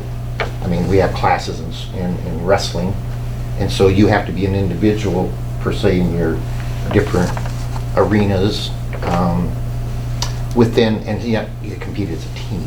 So it's important to have coaches. My concern is having enough coaches on that, but apparently they think 2 will work, if I heard correctly tonight. So I'm saying that you guys know I'm a big guy financially. I mean, it's got to support itself. But if we have other sports down the road, as Matt's talking about, then maybe we address those sports individually. We have right now a situation that kids are participating in. It isn't just a 1-year deal, it's been there 9 years. They want to do it. We've got 3 schools that are, I think, going to work with us, a total of 3 including us. So when we talk financially, and I'm sure I haven't said much at this board meeting for a few years, but we always talk about finances, and I'm right there. But we're one of the only, I think 60 or 70% of the schools in the state of South Dakota opt out. And we don't. And maybe we have, if we talk about funding, maybe we just need a little more money. Well, we do opt out because we cover our, Yeah, I know, but it's not the official. yeah. So I'm just saying that there are schools around us have stuff. We're talking about money, and it's real.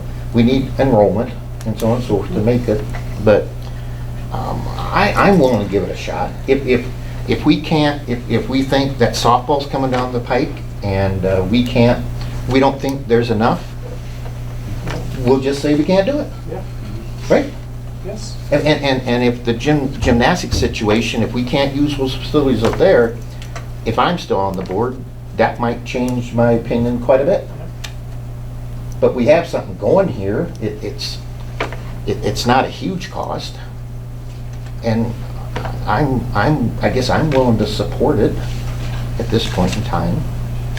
But again, mindful, Matt's right. There's going to be other situations coming down the road, and we have to be fiscally responsible. But that don't mean that we can't. I mean, when I look at some other schools and the opt-outs that they get, and here we are being very fiscally minded, which we are, it bothers me a little bit. Because they can raise some extra money that we're trying to make it work with what we got. So I'd be willing to give it a shot. As a school function, providing the other schools come with us at this point in time, give it a year. If it doesn't work, if we think it's too much, if we change our opinion, it isn't going to be any worse if we say no now.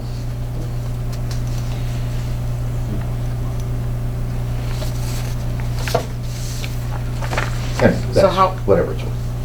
Do you have something to say? You got Not really. any other thoughts? Not really. I was kind of on the fence a little bit about it too, and then, well, my niece was home. She's 9, and used to be just shy and timid. And she's been in gymnastics the last 2 years, and now she's confident and outgoing, and just I think it's done wonders for her.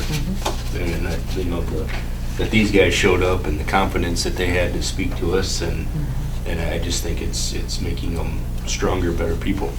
I mean, as a sport. So I agree.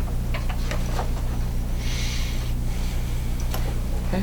Jed, do you have any other thoughts? You know, I think, I mean, well, I guess one last note, I think there's a big difference in saying no to something that we currently have and saying no to something in the future.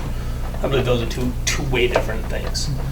I mean, and if it works, it works. If it don't, it don't. If we lose, I mean, we can sit around this table and ponder it all. I mean, if we lose the gym space up there, it's probably not going to work. But who knows, that gym space will make, I mean, you're talking about 2 different places that would have to go out of business or not do it anymore. You know, I mean, you might see turnover within that business, but will we probably have 2 different gymnastics companies that in Mitchell? Yeah. And I don't know, we talk about enrollment. I mean, I don't know if somebody would leave us because we don't have gymnastics. It's a viable thing. But maybe it'll attract somebody too. Yeah.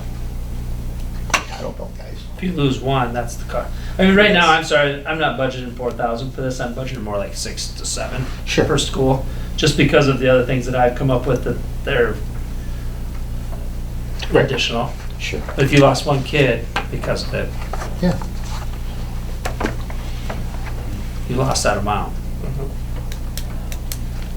So I- that we're talking about here. And I think Matt's right, down the road, there's gonna be, I mean, I think we're gonna be looking at softball, might be looking at baseball. I mean, I'm telling you. And we'll have to make those decisions as we come along, I guess. Mr. Fisher, the AD's conference, the conversation about baseball was, Very fleeting. We only spent probably 1 minute on it. They just pointed to it, said there's our discussion. We're not gonna talk about it at this gathering. so it wasn't even really vetted in this year's AD conference. No, I thought it was gonna be a big topic and they just kinda moved through it. I don't know if that's because we lost the day or if, you know, why that was, but we didn't spend any time on it. So what about girls softball? Yeah, I was gonna ask. What, I mean, I think everybody's really excited about girls softball. I mean, that was kind of the feel there. Obviously, it's been a brutal winter for that, and they're feeling that, but, you know, from the state level, they're still really excited about it, and excited about all the teams participating in it, and still encouraging others to, you know, try to find a way to make it happen. so are schools our size around here doing it? Yeah, a couple. Could you give me a couple names? Bonholm, Avon, Okay, Scotland Minnow. Wagner, Scotland Middle. Scotland, yeah. okay. Did Hanson They're all take it? co-ops, right? Hanson, yeah, they actually came on late, yeah. Hanson's alone, Yeah. Wagner's alone, Avon's alone, Bonham's alone, Scotland Because- Meadow's a co-op. Because the numbers of where you classify, so like if you co-op, you're gonna jump to A, where otherwise now you can all stay B. That's why teams are reluctant to co-op because of that ADM taking you to that next classification.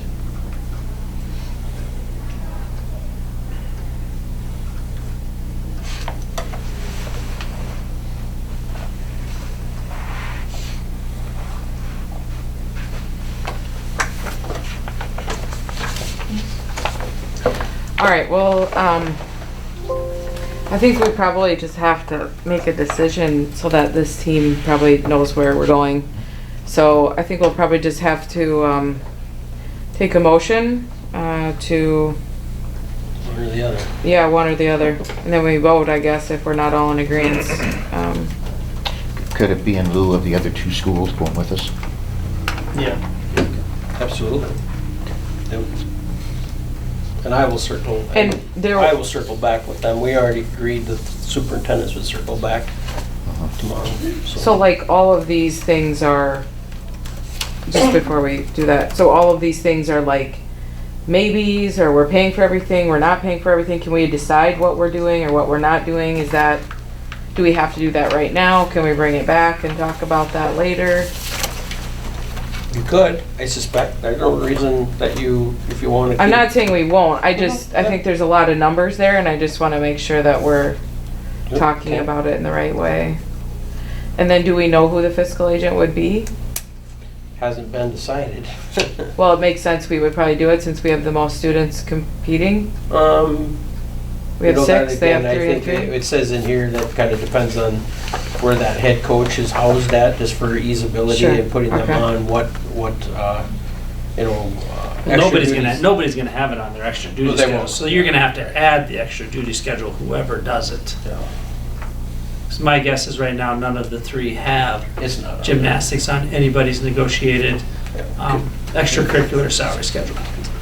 So It's that not on dollar ours, and amount- I asked them, and it's not on theirs. Yeah, so that dollar amount, can fluctuate anywhere from $3,000 to $5,000. Okay, that's what I for was a head wondering, coach, just and then you because got it's the listed assistant. here in an amount, I knew that probably wouldn't be the case if we took, whoever took that And that off. amounts the equivalent of the years of experience that this particular coach had, which is Coach Munafarian, and it was, when I looked at it, equated it to the sport of wrestling, because the span of time is exactly the same span of time.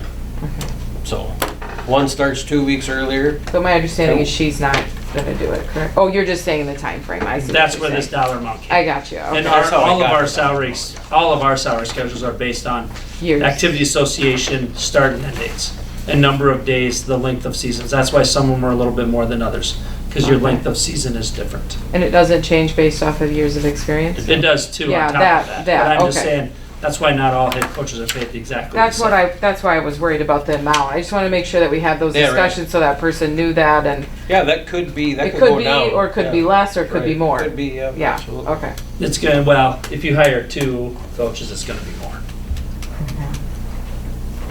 Okay, I need a motion to approve, for gymnastics program. How do we wanna say it? You need a motion one way or another, whoever wants to But what do make we one. wanna say, yeah, Approve the financial support for the yeah. I PEH just wanted words. gymnastics. Providing Pending the other schools. two. Pending the other two, Pending and then the other even to two. the point of, you know, How willing? well, pending further expenses based on, you know, Our discussion. what the outlined expenses are. I mean, could even go to that point if you wanted to. Or you can say, make a motion to say no, and then take a vote either way. So, My goal is not to nickel and dime them, I just wanna make sure we know where we're at, Absolutely. that's it, it's not about, okay, so, I'll make a motion as long as Ethan and Hanson are on board with us. and do we wanna put a time frame into the contract to review it every year? I go back and forth on it. Me personally, I think if it's perpetual, I mean, I think I mean, But at least if you put a time frame on it, no one can just pull out in the middle of it without, I guess it says they're not supposed to anyway, Yeah. but. You put timelines in there. If you want me to put timelines in there, I don't you, can. Jill? I don't, it's up to everybody, we're all a team here, So I think there's enough students. I don't see it being a problem. okay? No, that's my opinion. We feel comfortable with that? We're good? Do you have a statement, Mr. Burry? Well, I just have to approve the financial support for the PEH gymnastics program pending the approval from Ethan and Hanson School Districts. That's what I have. Okay, we need a motion to approve. Motion that. I'll second.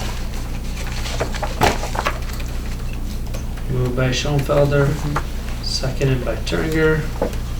Any other discussion? We need to take a vote though, Craig. Yep, I know. Okay. All in favor, say aye. Aye. Opposed, same sign? Aye. Motion carried. All right. Thank you, that was a long discussion, but it was worth it. Okay, we will move to the next thing, which is review capital outlay plan. Discuss capital outlay quotes. The school board will review the remaining quotes received to determine prioritization of projects to be completed this summer. Okay. So, I think at the last meeting, we knew we needed a floor scrubber, and quite honestly, we took the directive on that, and they've already delivered that one, to be honest with you. I think with delayed billing, Craig, I think, was that the conversation? Or No, receiving it's in the bills right now. an invoice, okay. And then,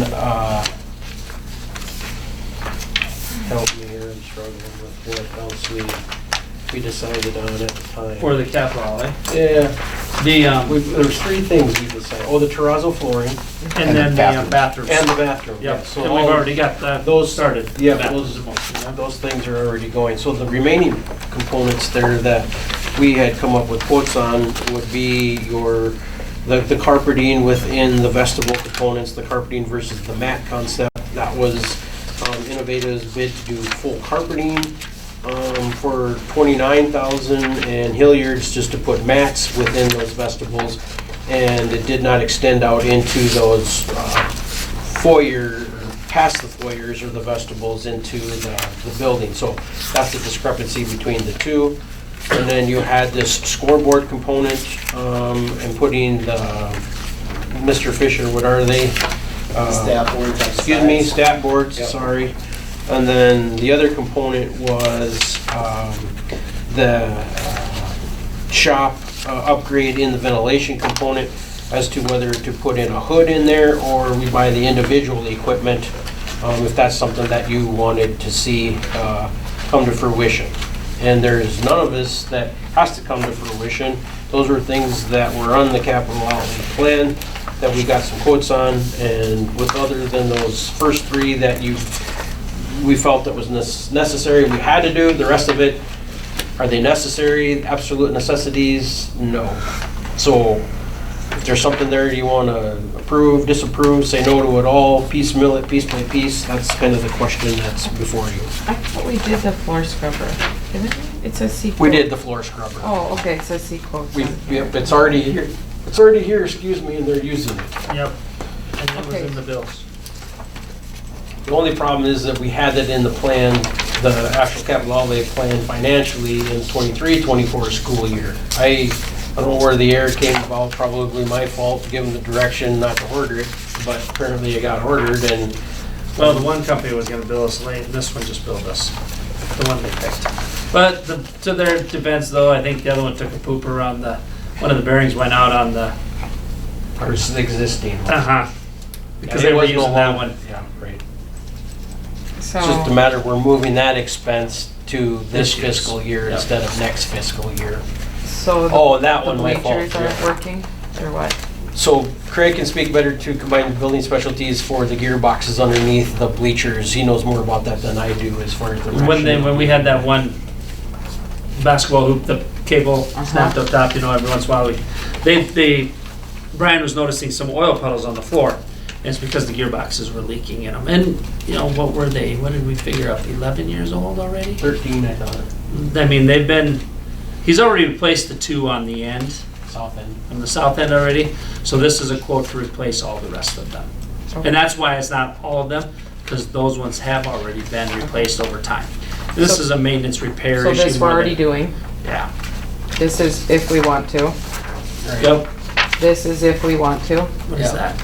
The That's your carpet carpet thing. versus mat, yeah. Well, not if we want to, we gotta pick one or the other, don't we? I mean, some of them are missing altogether, aren't they? Well, I mean, we haven't done them yet, No, but we haven't this is done it already yet. taken care of. It's scheduled. Your vegetables right now some have mats, Trying some to have nothing. understand what You're we right. haven't had it And the done. mats that are in the vegetables are worse. Are just mats, or They're, carpet, or like rugs is what they are. but they're worse for wear too. So we pretty much have to do this. We need to do something there. Yeah. It's Okay. just to what extent do you want to do it? And, I mean, that's probably in my eyes the next for sure thing. That's when I Order think that's wise, where Jill's pecking driving order. that priority. And are you guys okay, helping us, we're asking some help in prioritizing, making sure that they will fit within the budget that we have. That's what we're doing tonight, not necessarily, you guys kind of helping us prioritize what you think is the next things that should happen, and we'll try to fit as many of those in that order into the budget. Not saying we can fit them all. Are we doing welding right now as a course? She spends, correct me if I'm wrong, and I probably know more than Mr. Knipling because he hasn't quite maybe experienced it yet, but I know they spend probably, it's a matter of weeks if they do anything, only because of access to the facilities, appropriate facilities, one being ventilation, two, they have, I think we got maybe a wire feed down there. And I don't know if we got some of the old AC/DC welders too, so they don't do a lot, but they do a little. But it's not like a semester's worth type of course, so we do not. All of this goes together, right? This is all shop stuff at the. Yep, yes ma'am. Paulson. Yep. Parks and all and those- Electric, Yep, okay. exactly. Yep, And this one is that's the carpet. that we are doing already? No. You're Well, asking. we're trying to us. fit it in. Yeah. It's prioritization. It's carpet versus mat, like Matt said. so. Oh, okay. Mr. Graham, I have a question. Yes, sir. This SB 59 makes appropriation for $5 million to the Department of Education to provide grants to school districts for new and CCD. existing. Yep. Yeah, That was would that be something that would? Well, I did. So the Okay. first grant I applied for, we were refused. Okay. And then the second grant that I looked into didn't necessarily fit. That's more designed for building a footprint. So Bridgewater Emory is building a $500,000 CTE lab, which they had to match 250 for, and they got 250 out of that grant that you just referenced right there. Okay. So it's a continuous funding of that. So I asked Department of Ed about, again, what we were doing, based on the one grant that they said we did not meet the specifications for. Okay, how about this component? And again, it's more of the building component of it, which that doesn't necessarily fit what we're doing either. So. Sure. And I learned some things that I need to do better. The grant that I applied for the first time around will be there next year. It will be there next year. I was assured that. Part of that's money coming out, what you just read, Scott, as that funding component, that I know how to better, not wordsmith it, but what to ask for. Sure. And how to put it in the grant that would give us a better opportunity to be successful in receiving the money. So there's a potential that we could get money for Yes. the lab next year. Yep, absolutely. For the shop stuff? Yep. Yeah. Yep, I agree. So we Yep. should probably wait on that Yeah. one, huh? Yep. Well, Since unless, that's what I was asking if the courses, if we were holding off courses because that smoke is horrible. There's nothing wrong with waiting, I believe. I talked with Miss Ackerman about her having to take an AWS course, and Mr. Schoenfelder knows more about that than I do, in order to get that on her certificate. She currently does not have that. So I think that's something that she's agreed to have some conversation and to pursue. Once she has that, then it's almost easier to, write it into the grant, because now you can expand. Okay. Because she has the ability to teach those concepts. Just real quick, I will be teaching that class the 10th to the 13th. Did you want me to forward you that? It's Yeah. very affordable. Yeah. And that'll give her what she needs. Absolutely, yeah, for her- absolutely. her She didn't certificate. do that last time. Well, she did, but she's got to take the AWS certification Gotcha. at the end. I thought she Her- started something. Yes, Okay. and we leave that as an option because some ag teachers will take it Right. just for skill development. Some teachers are looking for their welding endorsement. So Gotcha. And this would actually add to endorsement to this her would have an certificate. endorsement. So again, you would have the ability to offer agriculture as a CTE or program, and then you could expand manufacturing, because now you have a certified teacher in Mhm. order to put manufacturing into your program as well. So, Okay. but could it wait? Absolutely, because there's other opportunities there to pursue yet from a grant perspective, or pursue again. Do you guys have thoughts on this? Uh, One or the other? Parking lot, I don't really know where it's at, but let's not fall behind on it, because that'll sneak up in a hurry. I was in Sioux Falls the other day, and I left early because I couldn't stand to drive around anymore. It's horrible, isn't it, over there, man? Ridiculous. Did you get an alignment?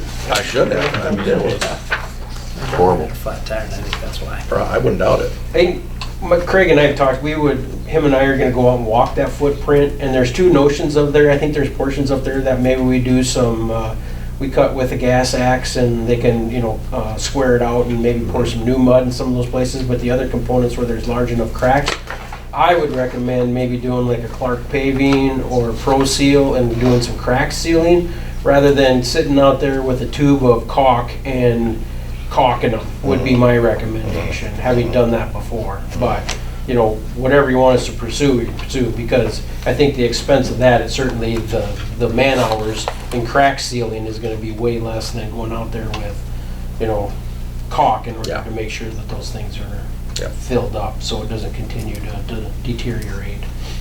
So, but yeah, we could certainly. There's a couple spots that need to be cut out. And There is, Yeah. absolutely.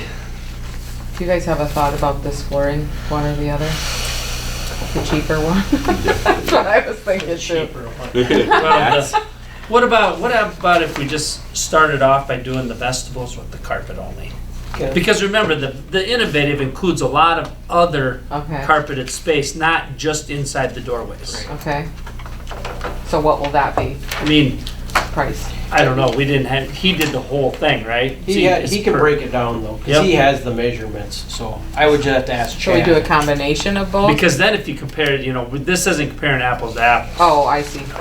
I was gonna Because- say, that's right, pretty obvious to Pat? me. Exactly. I'd rather put carpet in the vegetables rather than the mats. Okay, Because- well then we'll just do that then, that makes sense to me, then If that's what you want us to pursue. what if we look at the different They prices need for those areas? Some of those. Yeah, that would be fine. Because we had those rubber blue, that you scrape your foot Legos. across, and then they never got picked up and cleaned, and Lego, yeah, they had just Okay. stuck together. Those were really cheap. Those were a make fix when the rugs went bad. Do you think these would be about the same then, if you had the same space?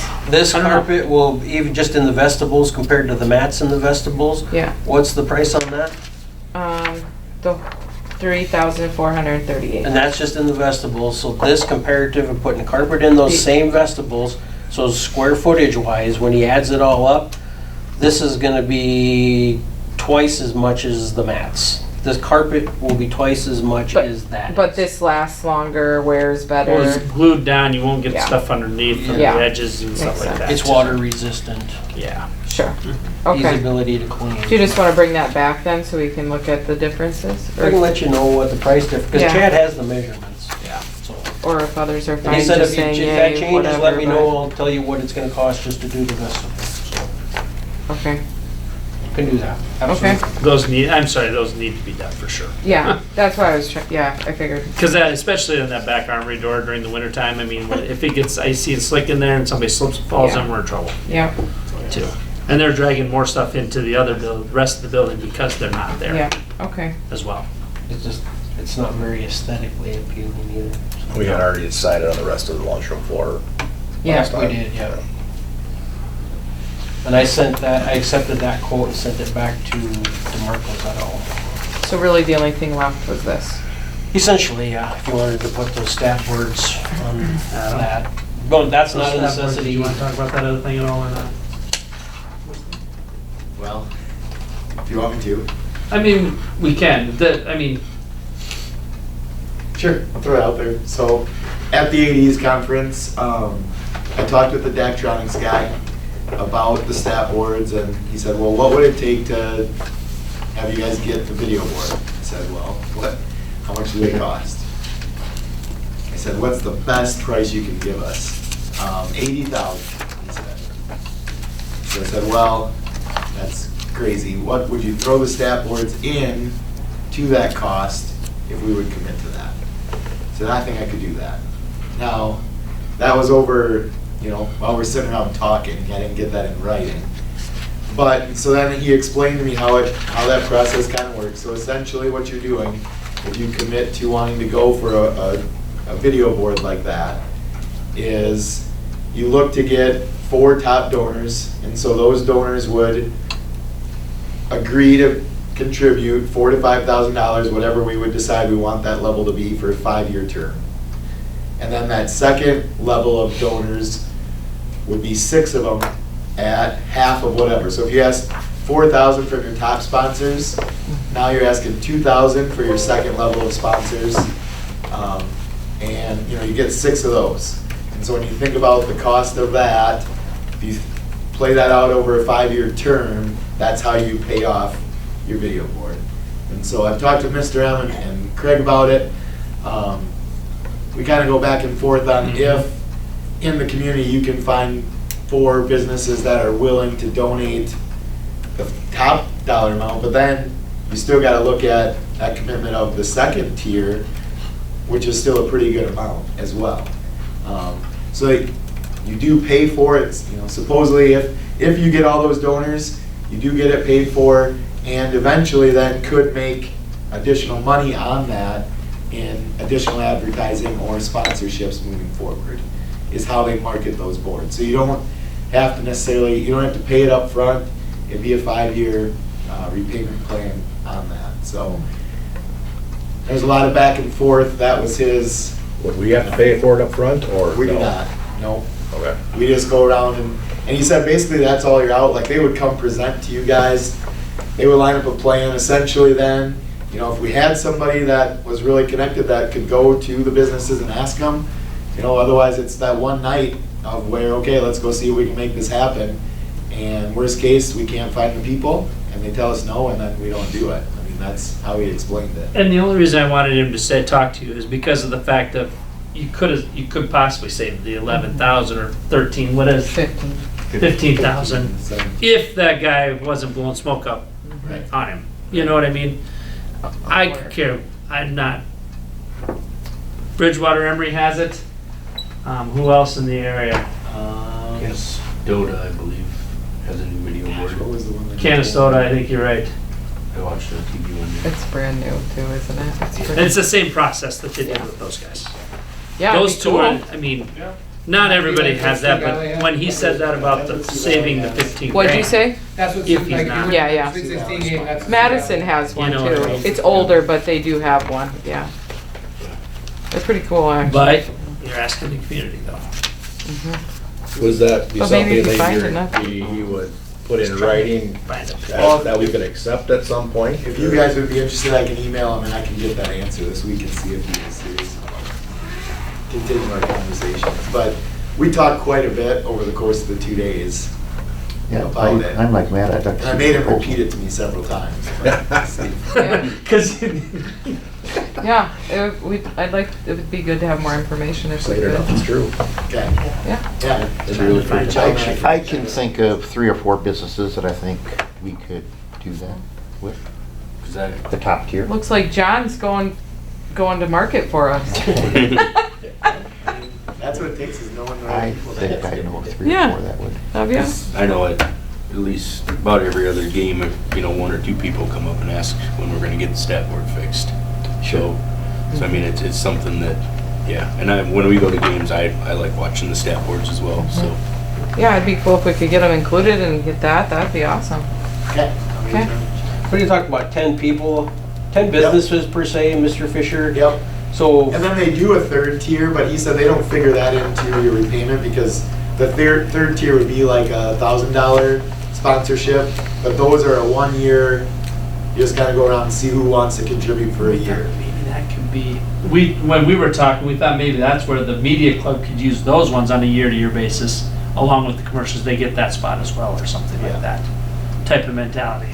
Because Mr. Kinderberg, you already do some of that fundraising. And so that For the could be commercials some- only, with those commercials, Right. some of that Actually, stuff could be on that video. Like I said, actually going through live ticket now, so we might be raising more. I won't know until. Gotcha. I mean, they're working right now on going to businesses around Parkston and The surrounding area. And from my understanding, they're getting a lot of feedback from the surrounding area that want to advertise on our school channel. So, and I'll know more of that as the summer goes along.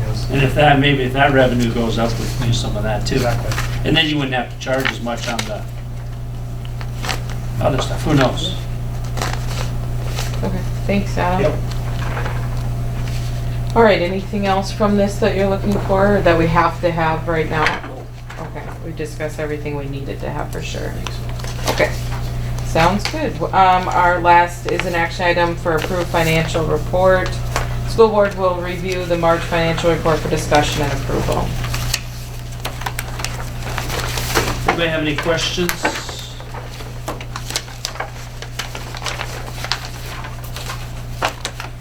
Right now, currently it's down about 50,000, but once again, I do have all of the up-to-date HVAC submitted for reimbursement, but not collected because had them submitted by the 10th of the month, and I did them last week, but we don't have the revenue's not showing up in here.